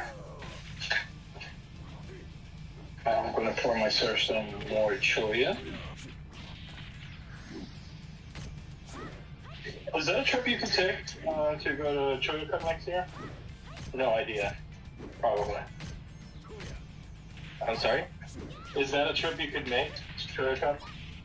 Oh, me? Yeah. I don't think so. I think for most part I am pretty much very limited in travel. I think actually since Ultimate Show came out, I was pretty much have basically say that traveling for VF has been it's not part of my life no more. Yeah. Circumstances come where basically I'm doing these online stuff, which has been fun. Yeah. But never. Look, maybe you can make a trip down there because I really want to fight you Akai. Oh, okay. But never is a big word, you know. Yeah. You never know what the circumstances are in the future, so Of course. always a possibility, but highly unlikely. So. I'm hopeful. Mm-hmm. Yes. Well. Yeah, life is pretty long and dangerous.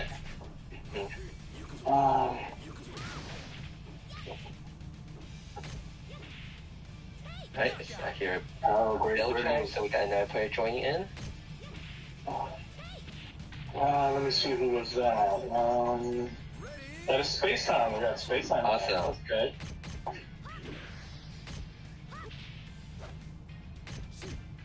Too slow there. So we took my flow attempt. Yeah. Oh, thank you. Gotcha. GG's Whipper.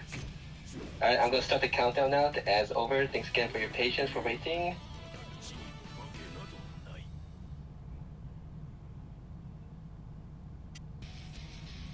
Alright, we go for 5 matches. And thanks for joining Space Time.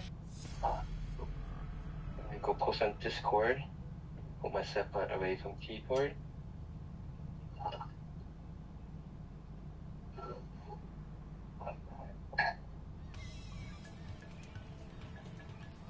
Round 1.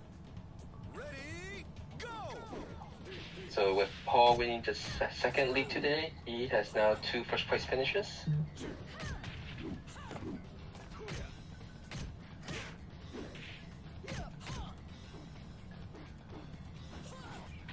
And so looks like he's switching back to Vanessa.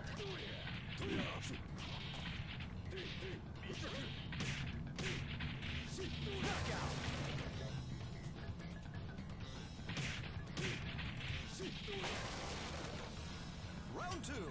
Yeah, so those who have not heard, Aya has doesn't have an exact date, but April 2024 is his plan to host the offline Chola Cup. That'll be in New York City. Ring out.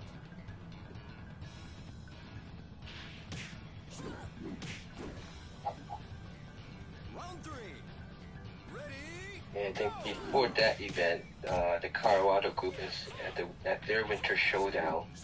There should be a Virtual Fire tournament at that event.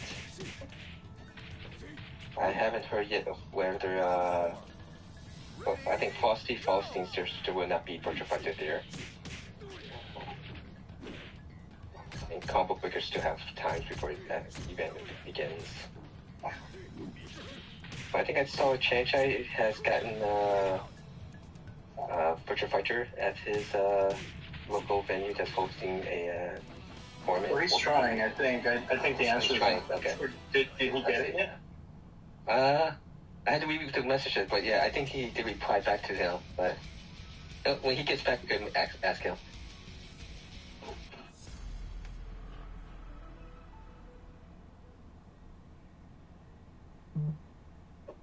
Oh, LoL players. We actually had quite a few LoL players. Combo Expert is one I could think of that plays. It's not here today. I think he's probably the best one that I know of. I know Banag also plays WoW, but I would much rather play Banag using WoW than Combo Breaker using WoW. If you get my drift. Yeah. Banag is like right now doing what Jimmy Kramer is doing, playing a lot of different characters and winning with them. Yeah. Showing it's a good way to get. Yeah, it's a good way to get your matchup knowledge. Mm-hmm.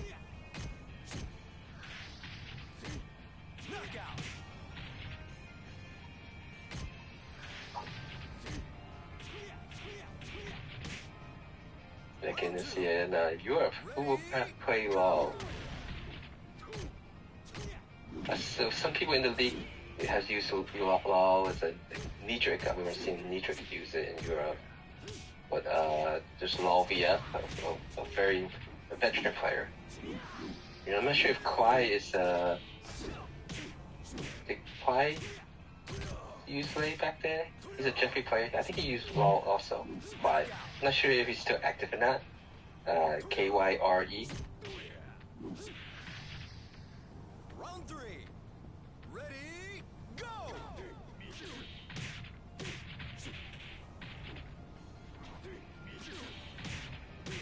But yesterday I noticed there's a North American player, Ransom, who uses LoL.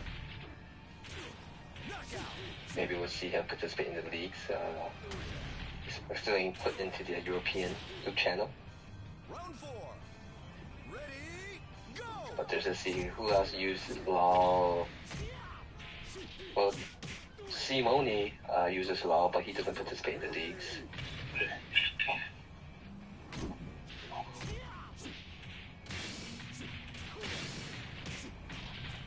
Knockout. That's a very close battle. Round 5. Ready, go! But LoL seems to be much more popular in Japan than in the West. Well, I was also hearing from Chanchai that he thinks that there's a reason for that, and also that even the Japanese LoL players don't like playing. He can explain when he gets here, but there's something to do with it. How you're basing your reads. Knockout.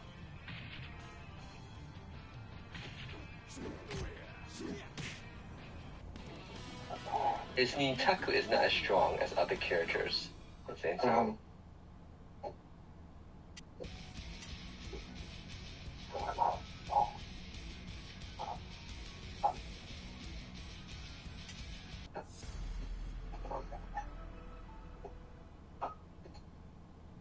But it's pretty easy to name off strong Japanese LoL players still. Wasakone, because he commentate a lot into Sega's channels. Yeah. Round 1. Ready, go!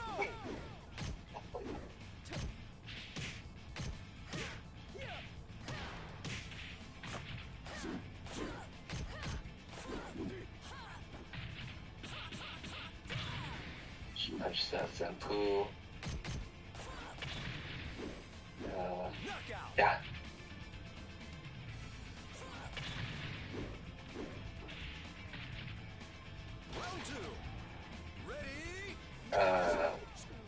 Jinzen Ningen.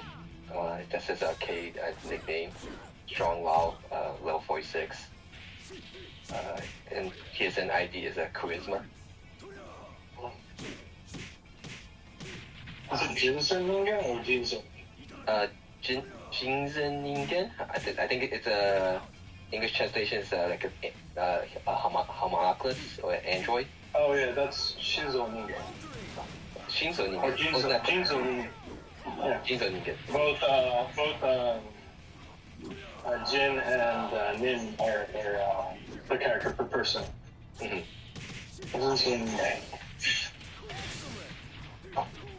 Yeah, that's the name that androids in Dragon Ball. 所以说呢，只有他几个只有那个。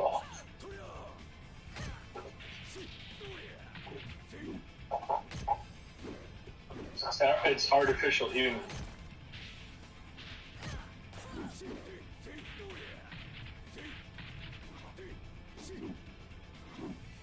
It's less sexy than Android, basically.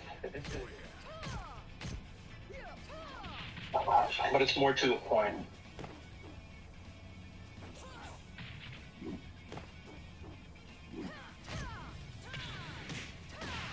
Knockout.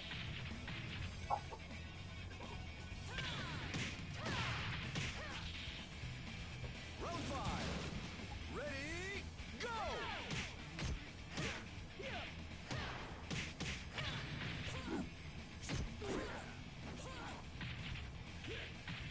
Excellent. Look at that. That was a perfect round. Mission accomplished. Alright, we got 2 more matches to begin before we begin the third league. Passcode is 1119. So anyone want to join? We still got about 5 minutes.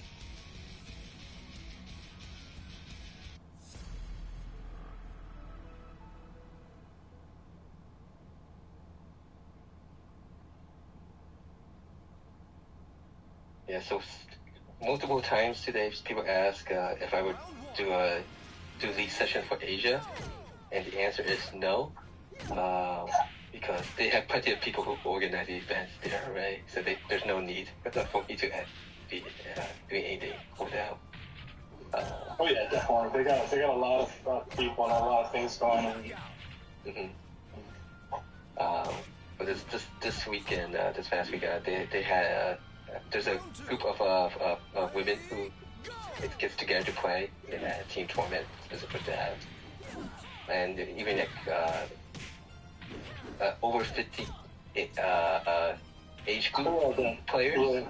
And they actually like invite strong players to play with them. You know, like I think the last one was Buruha. Nice. Yeah. Yeah, I know. Probably Kasao falls under that group. Is Castle now over 50? I know Kurita is. That's like. Hey, KB2 fan. This is for North America. There we go. Message him. Round 4. Ready, go! We do Europe is on Saturdays, and we do it for weeknights also. Kurita and Jin weekly does league session, hosts rooms, tournaments, even Aramacho does one that it doesn't matter which region you're from, you could hey. Well, thanks for understanding, KB Dugga. Alright, that is one more match, I think. One more match before we begin, and just double check house. Yeah, last match, and then we begin the league.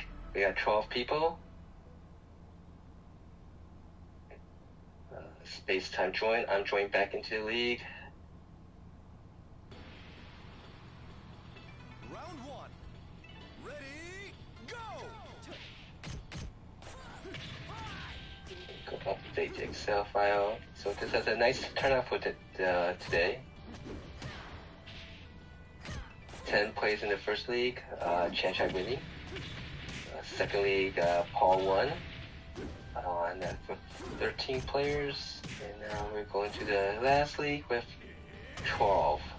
unless there's some last minute people want to join. So if you guys are watching right now, we should be starting very soon after this match. So if you're taking your snack or taking a mushroom break, we'll be starting in roughly 2 minutes.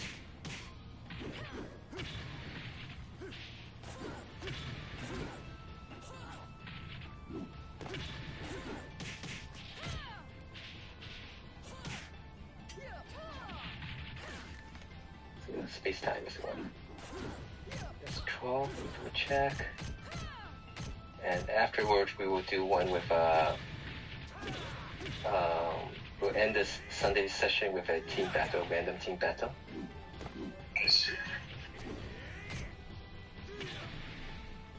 Round 3. Ready, go! Will you be traveling there for Thanksgiving break? No. Will you be traveling I think for for telling Thanksgiving people break? Thanksgiving was, not a fan of sourdough. Oh yeah, that's true. Okay. So, the only other people that I have here that would probably do something like that is my brother and my sister. Hey, Shidosh, I'm back too. I mean, my sister probably goes to her husband's family, and my brother with his wife's family. So, I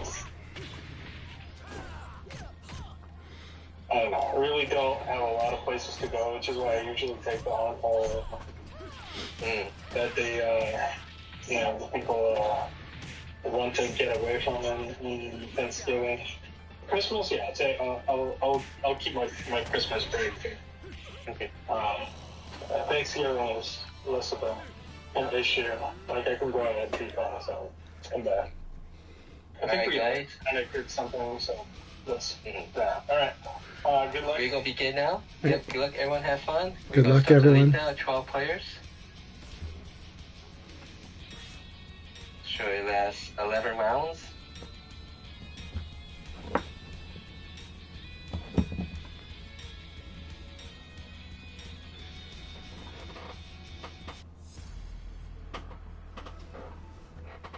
All right, I'm back. I was really hungry, and this whole day there was only one chance to get my turkey dinner, and so I my my birthday leftovers. So lots more for it for the rest of the week. All right, here we go. Is this Nala? All right, Nala, here we go.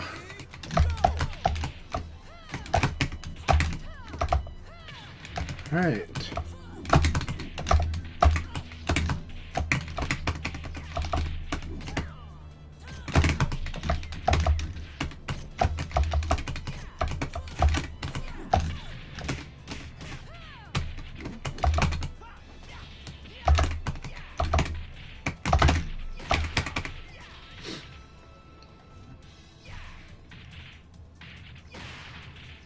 Round 2. Ready,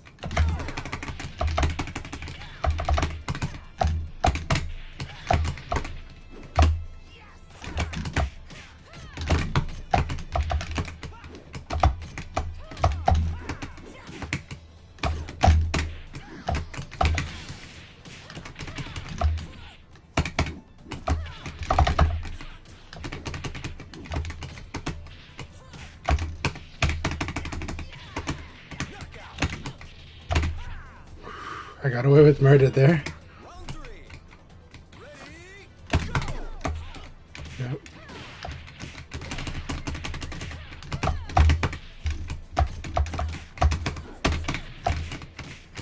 That was good.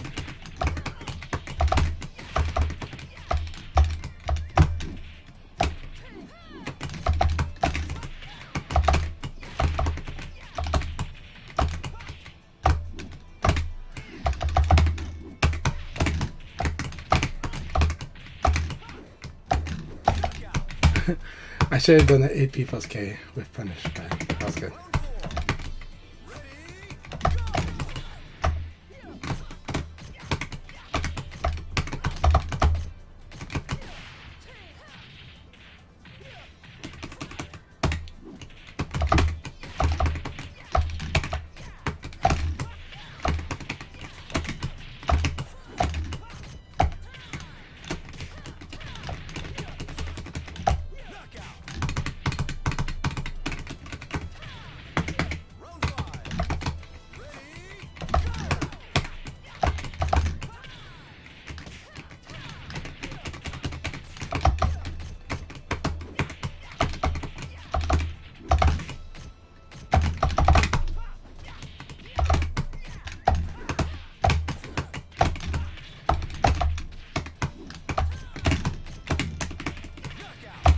Really good game now. I got some of my gambles paid off, but my gosh, really scary when you do that knee, when you crush the low with that knee. So good stuff. Good battle.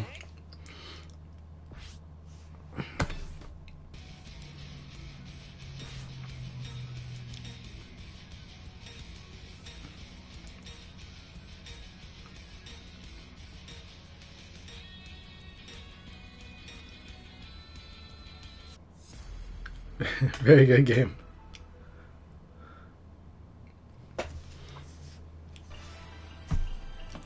Round one. Ready, go!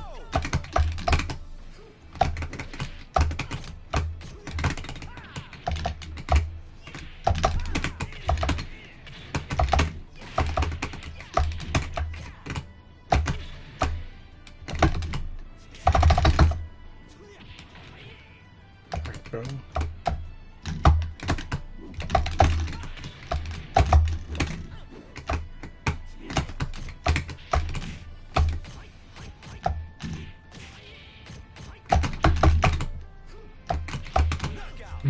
Okay. Interesting. Round two. Ready, go!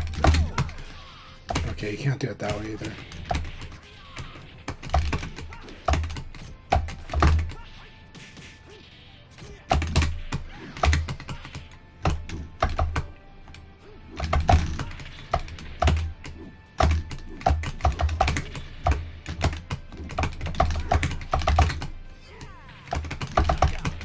Okay, good. Round three. Ready, go!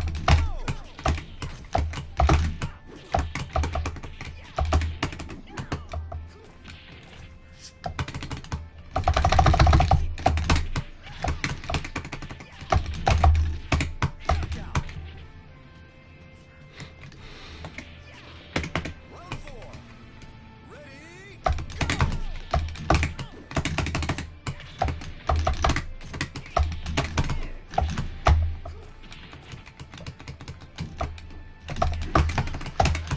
That's such a cool trap.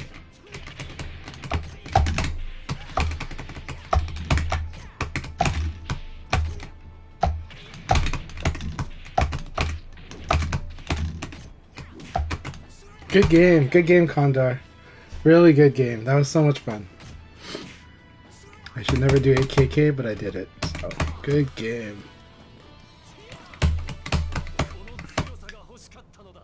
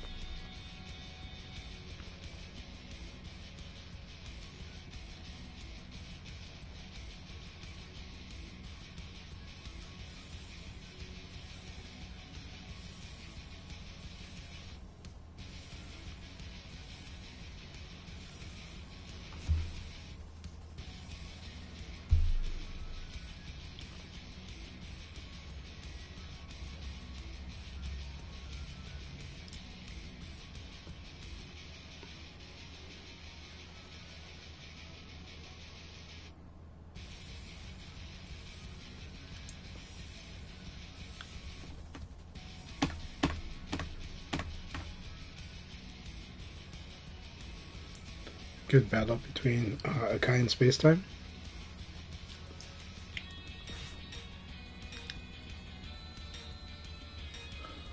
Alright, Setsuna. Now, if history is to judge, Setsuna would normally win this one because he's lost the first two. And usually we go back and forth like that. So let's see if I can contain that. He'll usually make a big change up in this third league. So. Round one. Ready, go!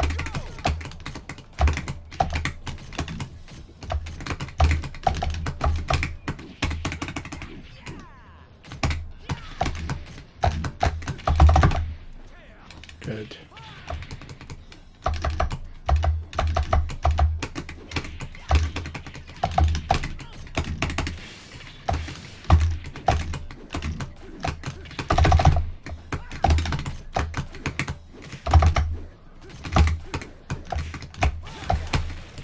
That's guaranteed. Round two. Is it? I don't know.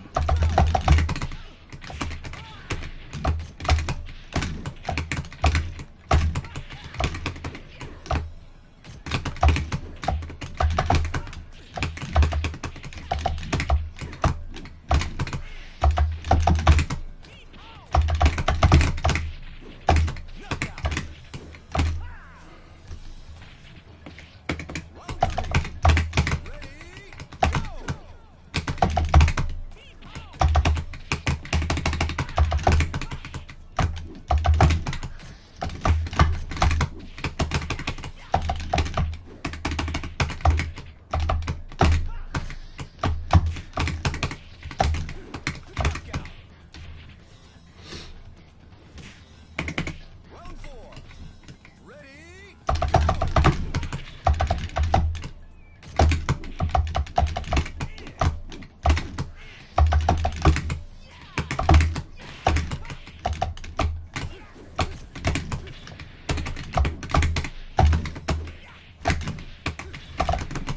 Yeah, there it is. Good game. Knockout.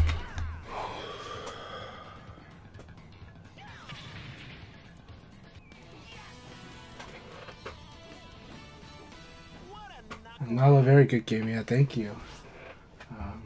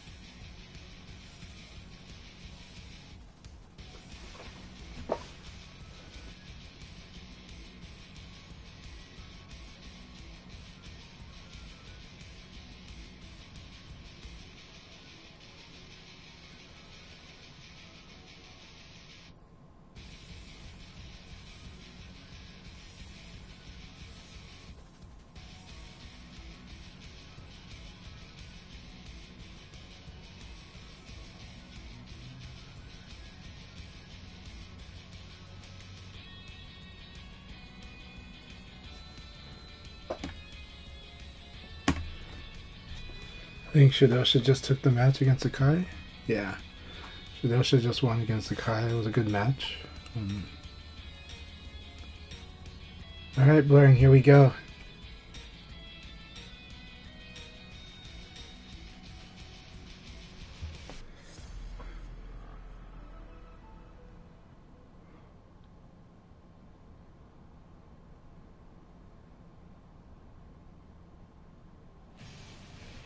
Round one. Ready?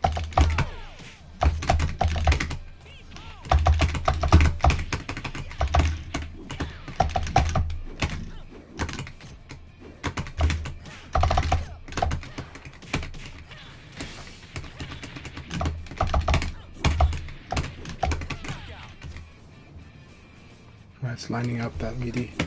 Round two. Ready? It wasn't a meaty, but yeah.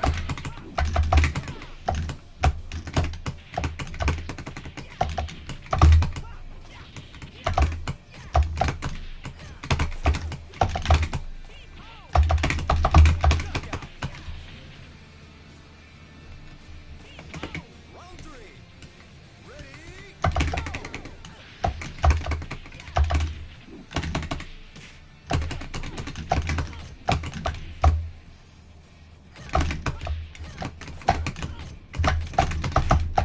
Wrong move. I went for the right move, but I forgot to. Somehow I was holding back.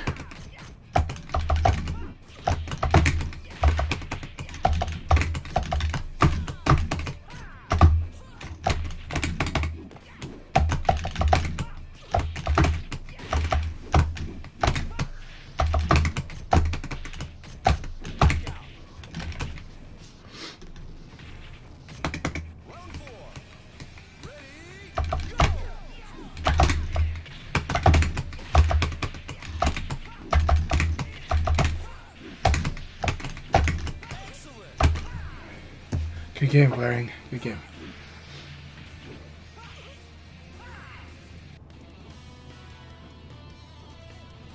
I want a serious fight.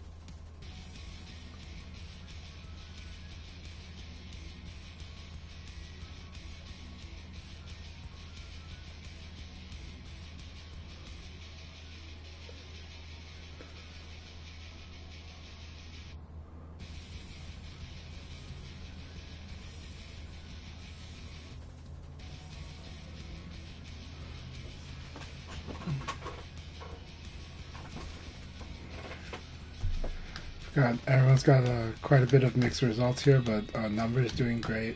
Paul's doing amazing. Let's see. Ripper's doing great. Yeah. Sometimes that's all you gotta do, you know. It would be frustrating, but again, keep up the fight. Keep it up.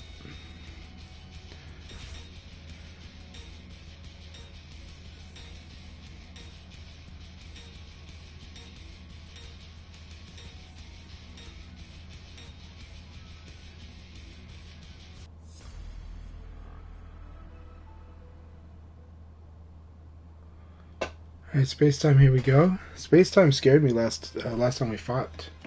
Round 1. 100%. That's how I feel about this game. Oh, so good. I love that he uses jab into mix-up now.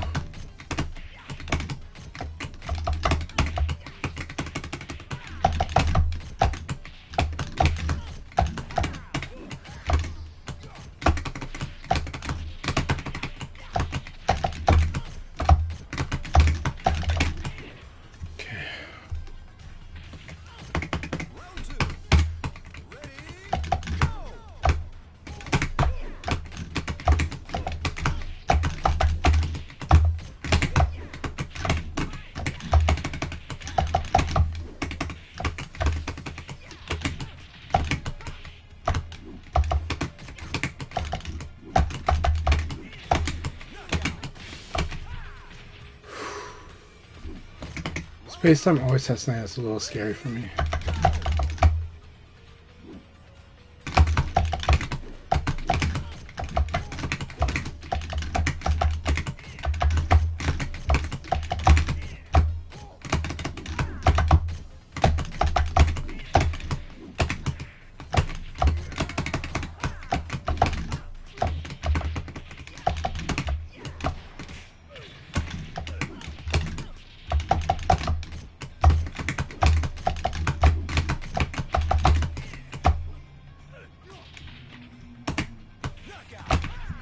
Good game, good game.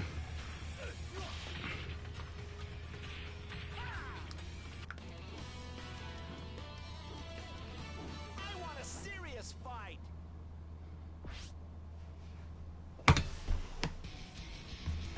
Canopio, hello. I'm glad that Canopio has joined the chat.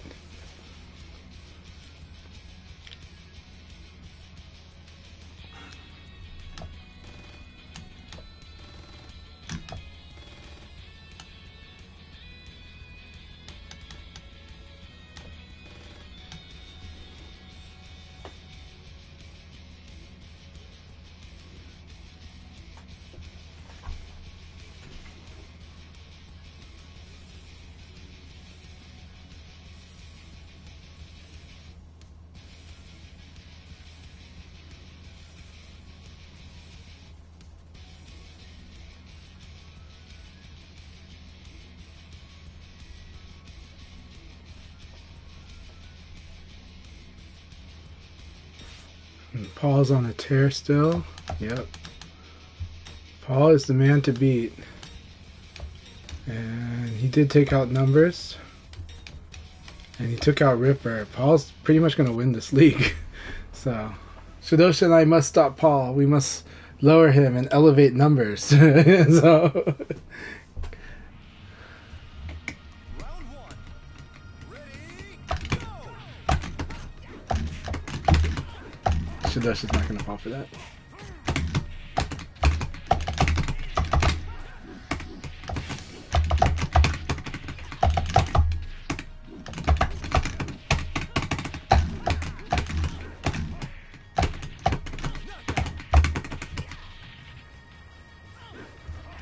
Round two. Ready, go!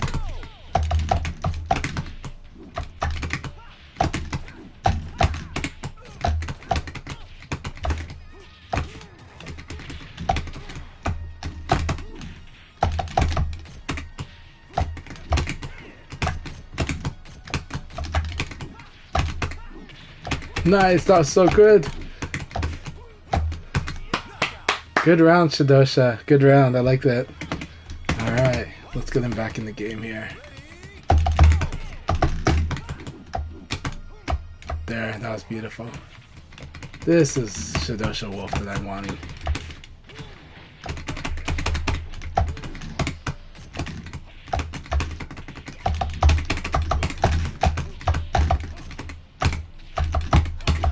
Ah, I thought I got the 4-4K. I thought it would work there. That was really good. Alright, come on.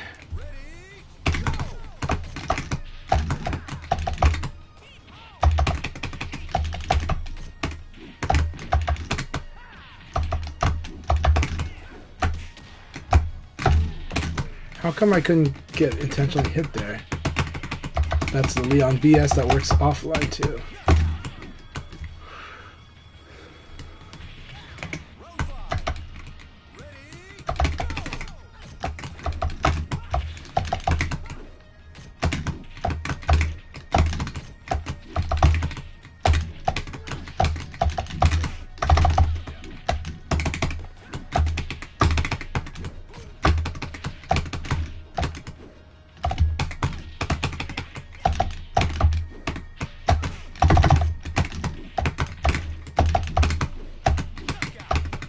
That was a grueling fight. You're almost back, Shadosha. You're almost back. That was a really fun fight.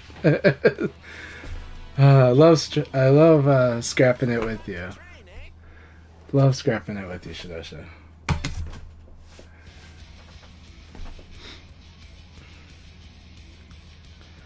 You're probably like wondering about that uppercut, right? It's like, you know, Leon's uppercut is half of a shoulder. It cheats a lot of situations, but it's not consist. Like, it's really hard to identify where they are. It's, as Shiwa puts it, it's frame specific. So, and it's move to move frame specific.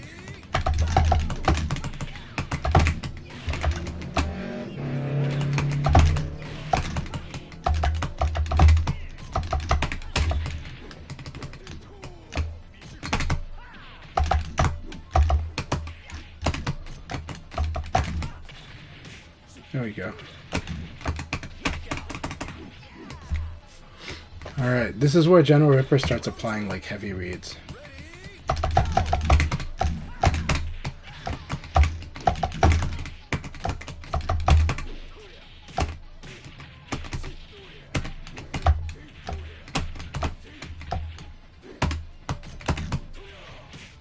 That's so good.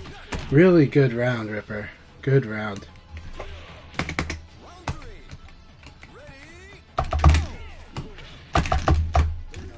Good.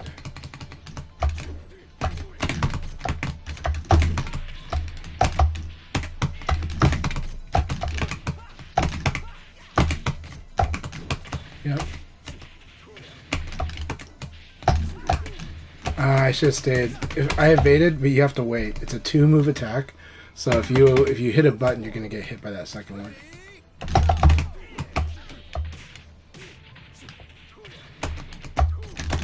That was so cool. All right, good game, good game. I made the mistake I said not to make in the second league. I buried out of Wake Up. He always goes for meaty. So one of those things is when someone always goes for meaty, what you're supposed to do is you're supposed to mess with the timing on Wake Up and then kind of whiff punish the meaty if it's possible, right? But he does have a good observational meaty. So more likely than not, you just got to block. You just need to Wake Up, defend, and then use the frames properly in that situation, and then also just watch to see if he ever does a crush option, to try to deal with what you do after you block.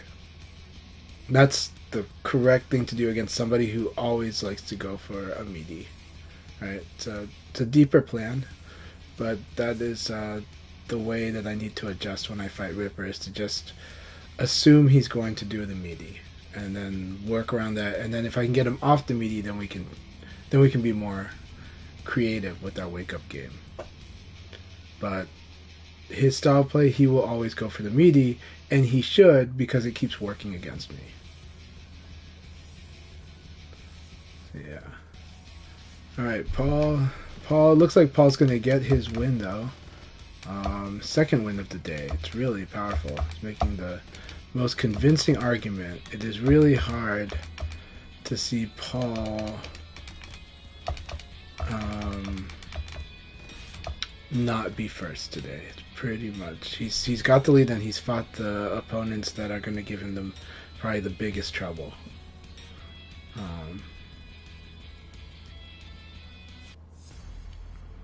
right, Silver Bolt, here we go.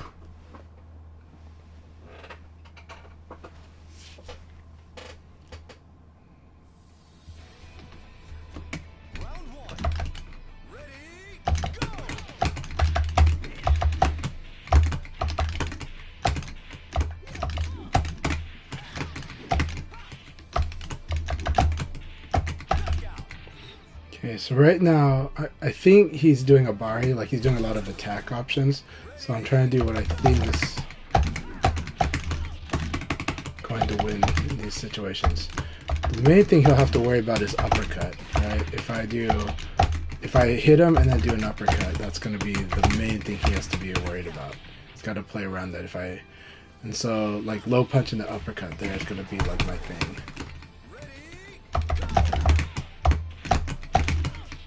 And again, even though I was side turned, that low kick hit me, but most things are gonna win. Like most of the time, low punch is gonna work there, and that's because low attacks can chip a guy, but a lot of time leave the opponent at a disadvantage. So Silverbolt played more aggressively, which is my advice to them before, was to be aggressive.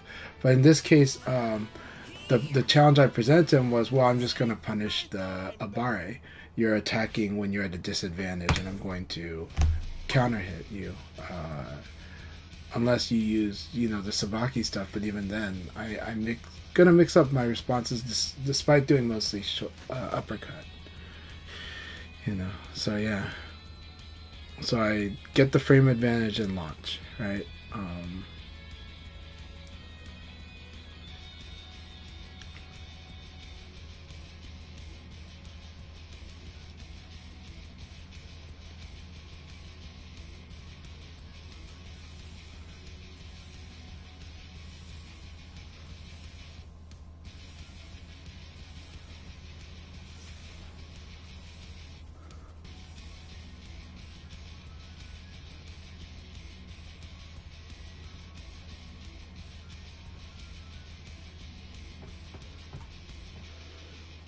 Let's see. Okay, so no, Paul beat numbers, space time, blurring, and me. Yep, I'm gonna congratulate Paul right now on winning this league. Numbers and I are like fighting it out. Ripper's got second right now. Setsuna, let's see how Setsuna's doing. But Setsuna can really spoil Ripper. Shadosha. Ripper's got tough battles. Setsuna and Shadosha. It's really tough.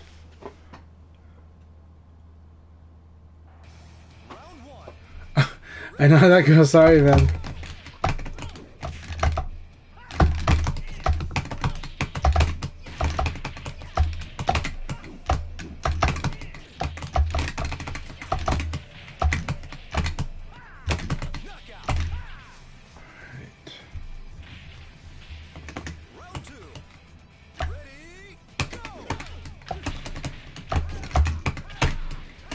gonna go for that. Yeah.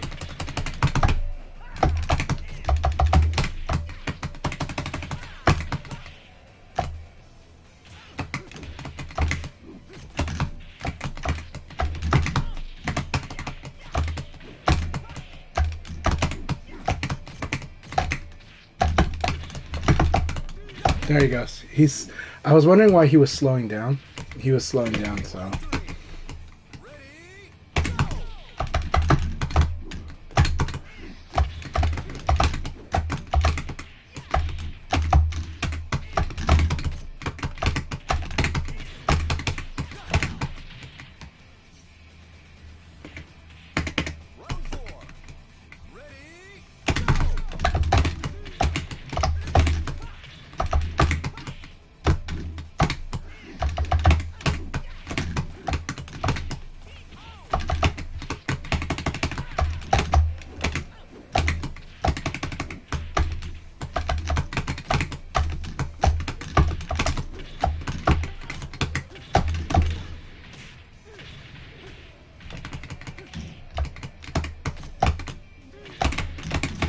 Good, good. They're getting loud in my hallway too. But that's good, it's good.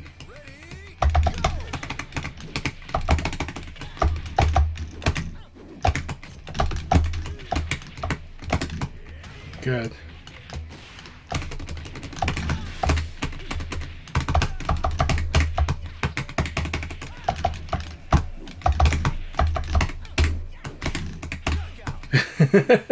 Good game, Paul. I whiffed a lot. That was a really good game.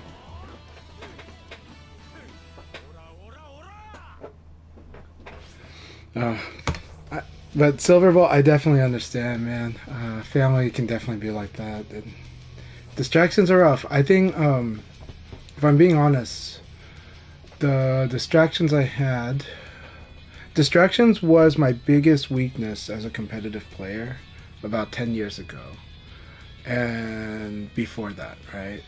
If people talked nearby, it would distract me.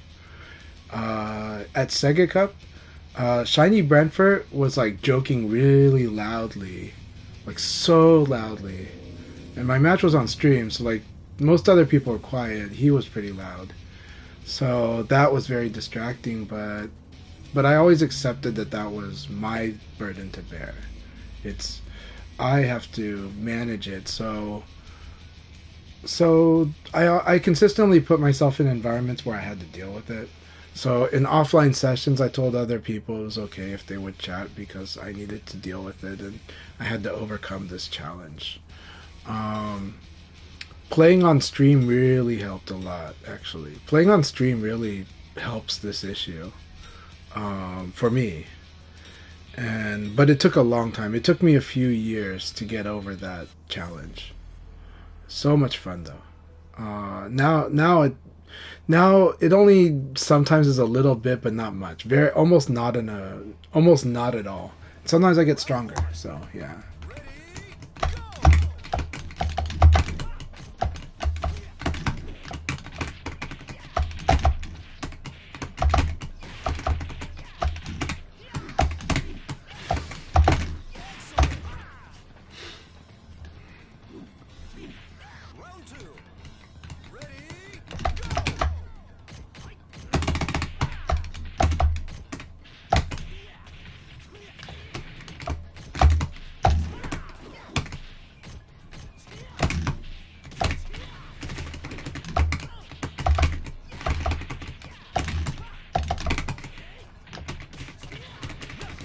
Man, so good.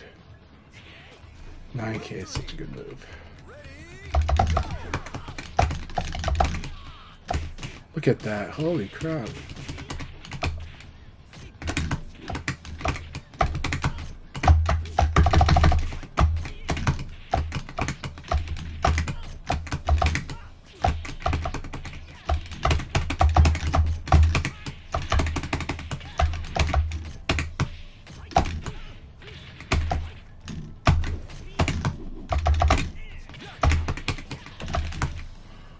Oh, Lightwing Dragon, so good to see you.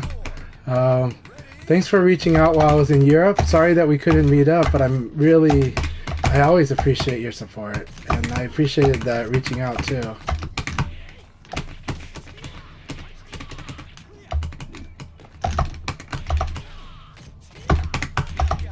Oh, I thought that would work. Thought that would work. Crouch dash uppercut. It's too many.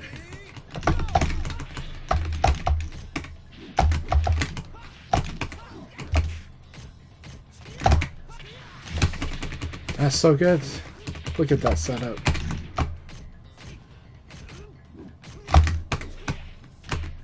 Alright, good game. Good game numbers. That was good stuff. Really good stuff. I guessed wrong, but I had a lot of fun with that.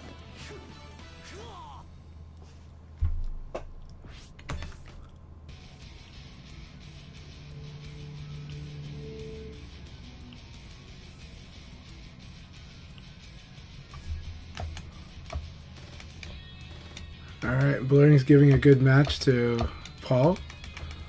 Now there'll be Space Time will fight Paul. Alright. Akira is very hard to deal with. Well, a good Akira is very hard to deal with. Indeed.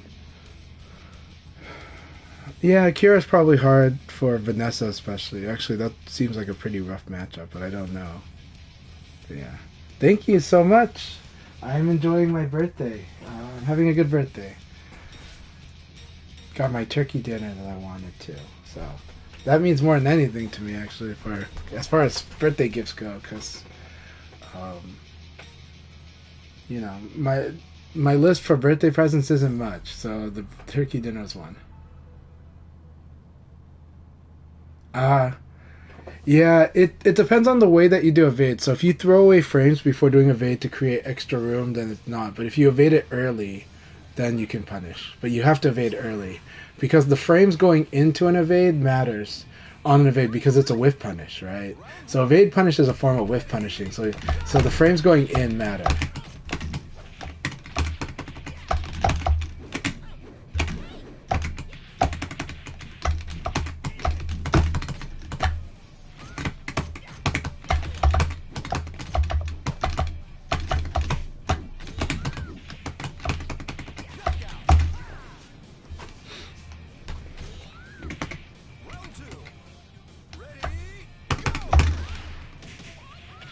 Look at how much that punishes.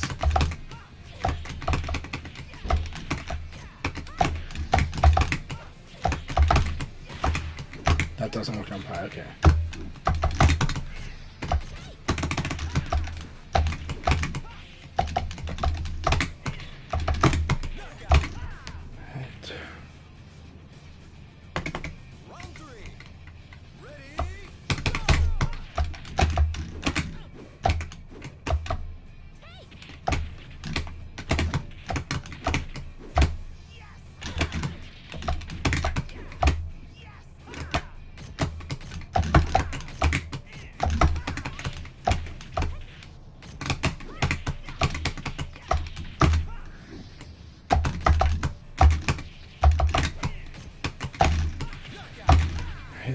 Good games, Akai.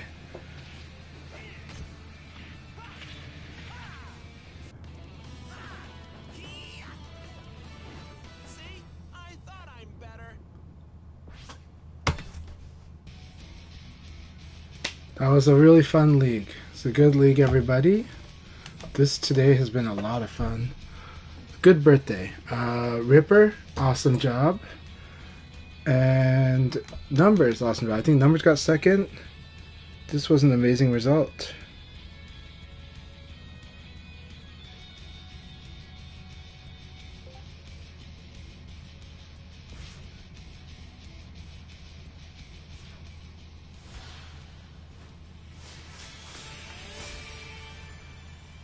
All right, congratulations, Paul. Numbers and then sometimes you win, sometimes you don't. So no. But congratulations to Paul for first. I think VF Numbers gets second, and Gerald gets third. I think this is the same top 3 position. I think it's the same top 5. I think it's exactly the same top 5 as the second league. So, I know that Shadosha ain't happy with it. But thanks again, everyone, for playing. Let me go keep a record of this. That is the last league for today, but we'll do a team battle for those who's interested. Alright. But nice turnout for today. You guys should totally do the team battle. I won't be able to do the team battle today. I'm taking my kids and their friend to ice skating again. Seems to be our Sunday thing. But I had a wonderful time. And this is a wonderful birthday. I at least got one of the leagues that's not Paul. So, Paul, thank you for giving me that first league. No, I'm just kidding. But Paul won decisively in both League 2 and 3. Actually, it was close in League 2. Numbers played amazing. General Ripper played amazing. And we're all fighting really hard. So this was a really good league battle. I think everyone got to work hard on their goals. Alright, guys. I'm just made room for team battle, so those who can join, please do. Passcode is 1119, same thing. And thanks for co-hosting, Chanchai, and so happy birthday. Thank you so much. And, are you eating the turkey? Are you eating the turkey tonight? I just ate it earlier today because tonight, okay. because we're taking my daughter's friend who also had a birthday recently out as well. We're actually going to go to Din Tai Fung tonight. So we're going to have Taiwanese xiao long bao. So we're going to have the, soup dumplings. And it's always wonderful. Din Tai Fung's so good. So, yeah, Shidosha really, yeah. Oh, I will try the mochi dumplings. Oh, I've had them. They're really good. Wonderful dessert. Yeah. The mochi dumplings, the chocolate dumplings are good too. The chocolate XLB. Americans are now calling xiao long bao XLB for short. So, do you have xiao long bao in St. Louis? Okay. I don't actually go out eat too much. There's most likely is. Okay. I just usually eat my family cooking because for people that don't know, really quick, xiao long bao is a dumpling similar to what you get when you have kind of similar to what you would have if you have dim sum if you eat Chinese dim sum. And so, but these dumplings have soup and usually pork and shrimp inside. So it's really good. It's like, really soft, nice exterior that's a little doughy. And then once you bite into it, the soup just comes pouring into your mouth. It can be really hot, so be careful if you're getting it fresh. And then the pork inside, and it's just wonderful. Yeah. But yeah, thank you very much, Akai. I'm going to let you do the team battle. I had a wonderful time, and good battles to everyone. Yep. Enjoy it, Chai. Will do. Alright, guys. We got our VF numbers, Paul and Cessna and me. So we got nice high-level players in high-level United States players participation. Hey, thank you, Noah, for joining.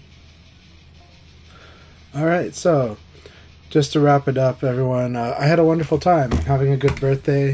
You should watch the team battle on the Kai stream. Team battle, so much fun. I would play it, but a lot of stuff to do today, so I wanted to go take care of the kids. They've been waiting. But also, thank you so much, Nelly. So good to have you here, and hope you enjoyed the VF today. Yep, it is my birthday today, but we're also celebrating my daughter's best friend's birthday, and my son's birthday is in 5 days. So technically, we could have made my son born on my birthday. I didn't want to push that because it sounds so arrogant.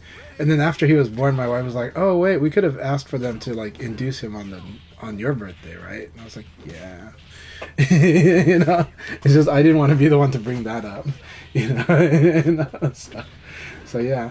But I love his birthday being on the 24th. It's our lucky numbers. Thank you so much. Had a good time, and we've had a lot of good VF this week. I didn't get to do the league last week, but I did get to play quite a bit. And then I also got to play against Elson Wong from Australia twice this week. And the connection on the first day was surprisingly quite good. The second day, it was about as good as you hope for when you fight on a red bar, but it also meant you had to make so many adjustments. But I love that because that forces me to improve my VF in different ways. So before I go, I'm going to make this comment here.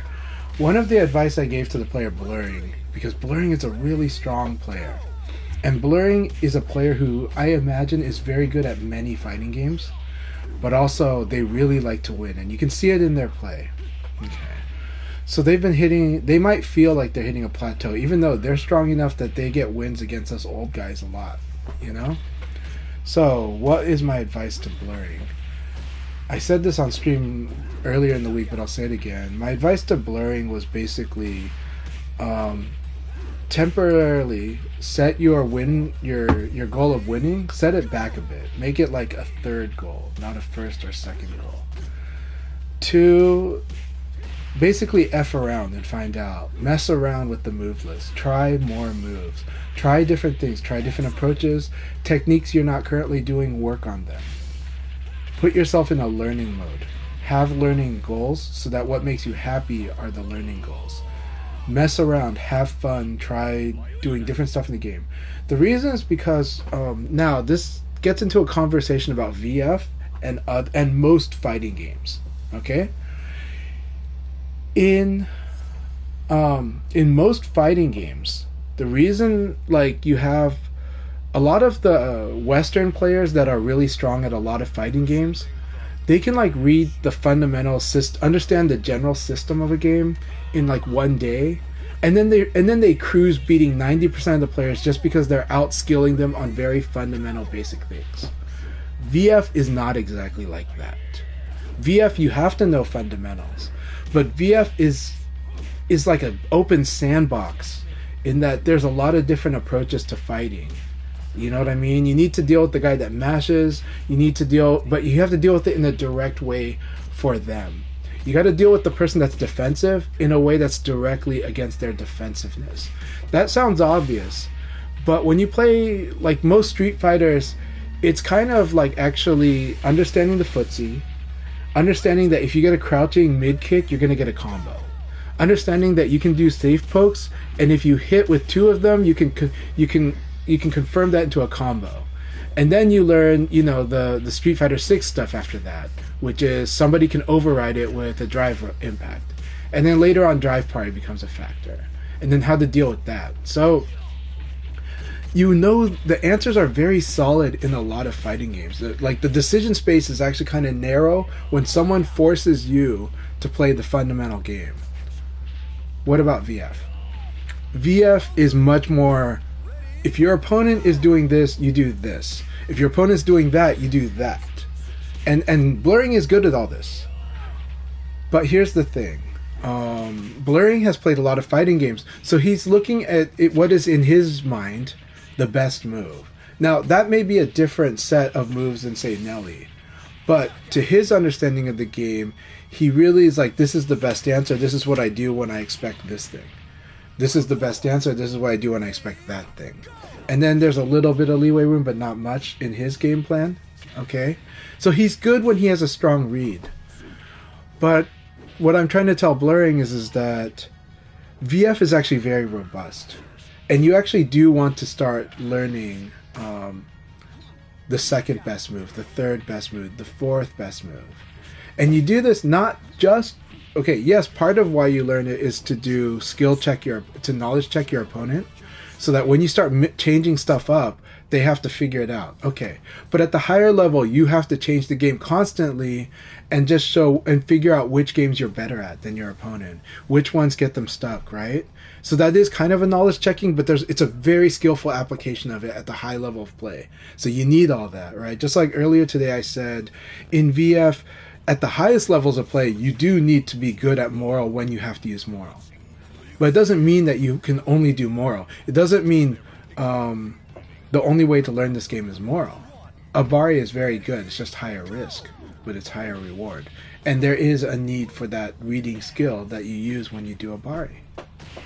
So, in VF, yeah, VF is this really... it's really easy to hit these plateaus. Everybody has hit them. Nelly's hit the plateaus. Dennis O201's hit the plateaus. We've all hit them many times, probably over 100 times each of us have hit a plateau where we had to dig deep and figure out what the hell am I doing? Why am I losing to the same people over and over? And then a lot of times a break was part of what fixed it, and getting good at another skill was what helped fix it. And understanding that our character has multiple answers, and so we needed to start exploring other answers. So to blurring, I recommend it to blurring. Open up, start using more tools. Force yourself, because Vanessa has an amazing move list. Probably, if I'm being honest, it's probably the most impressive move list in the game. I see silver ball. But anyhow, yeah. So like Vanessa's got a lot of moves, and I see blurring solve certain problems very direct ways, and that's a good thing when you're playing a lot of fighting games. Actually, when you play a lot of the other fighting games, you shouldn't do anything but the best option until the opponent counters it, and then you start changing up. Right? VF, you really mix it up. It's really robust. The situation is very open. And then you start to realize the power of potential damage versus strict damage, right? You're like, well, okay, if I went for this thing, I get the big damage, but the risk's kind of high. I go for this other thing, the risk is lower, but if I'm correct, I get good damage, and then I also get Okizeme, or I get a good situation after it. The thing about me, when you fight, I think a lot of people that fought me have found that I'm still gonna fight you, even if you hit me, even if you got me oppressed. You'll see me, and you have to stay on top of what it is. But you can see how defiant I am in my gameplay, and sometimes you see me turn it around from being like this low health to winning the whole round. That's because VF lets that happen, because VF is very, very, very robust. The material advantage is huge, but you just have to guess better sometimes. And when you F around and find out in VF, you start to see you get more perspective, and you get this, you start to realize you can do a lot of interesting problem solving, actually. Really interesting ways to do the problem solving. And it's true for all fighting games, but a lot of fighting games, like, if you don't play the quote unquote fundamental game itself, like, right, then like that's like such a huge barrier that you don't even get to touch the really cool, interesting part. I mean, you did when you were beginner versus beginner. In every game, beginner versus beginner is one of the most fun phases, because this is where your opponent doesn't know all the best stuff, so you guys get to see some of the coolest interactions happening. But in most fighting games, that intermediate level just creates such a huge barrier that, like, and there's like one way to play, like one or two ways to play, right? If I'm Ryu, I better play with fireball traps, right? If I'm Guile, better learn how to spam my like sonic boom with my attacks in a way that keeps somebody kind of locked down. Of course, Street Fighter 6 is different, but Street Fighter 6, the reason Street Fighter 6 is interesting to a VF player is because of this whole lateral option, this thing that's going to hit you from the side. You're like, I'm doing my normal thing, I'm doing my normal footsie, bam, drive parry just killed you. Or drive impact at a beginner level, right? Drive impact is like the beginner's drive parry, and then parry is like the high level player's version, you know. But you play VF. The fun thing about VF, and I've talked to Tricky about this, is for beginner and intermediate and even advanced, like until you fight like the pro level, there is so much room for creativity. Actually, there's so much room for doing different things and making it work. There's so much room. And then at the highest levels, it squeezes, but it's still there. It's still very creative, but they just, their execution is so, at the pro level, the execution is so tough that, yeah, you better be good at your moral and then choose your moment to Abari very, very well.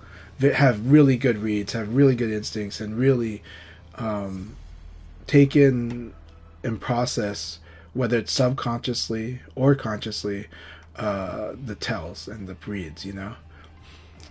Such a great game. That's why I love this game. I'm not saying it's the only one that does it, but I'm saying this is why I love this game, you know.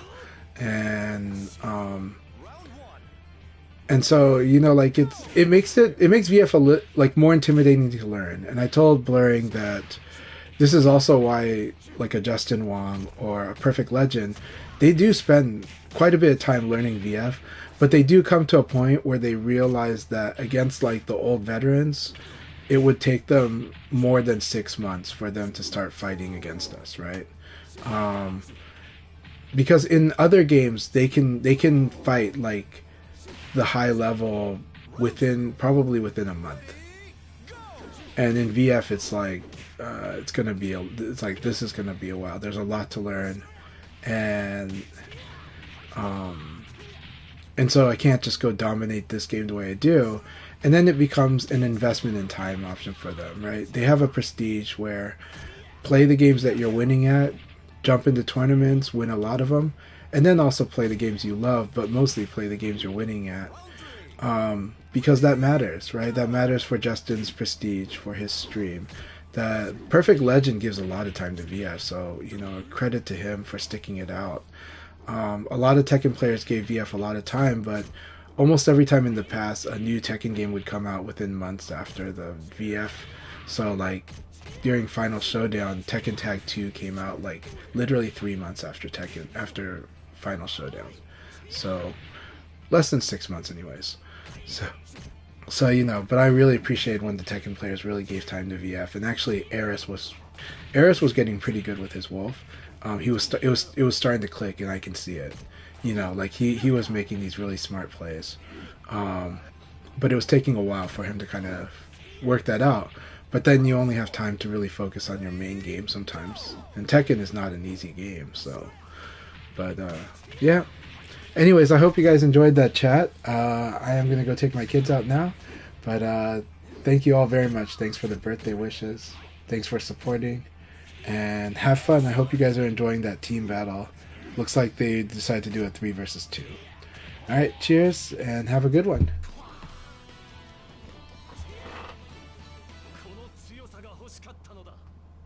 Let's try to do some... let's raid.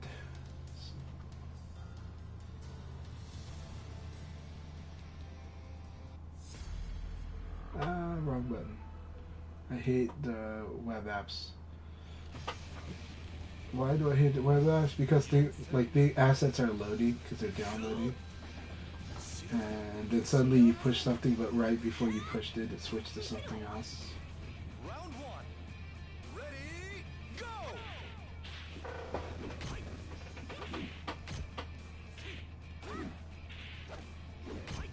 But man, thanks everybody. This is just such a wonderful day. I'm having a good birthday so far.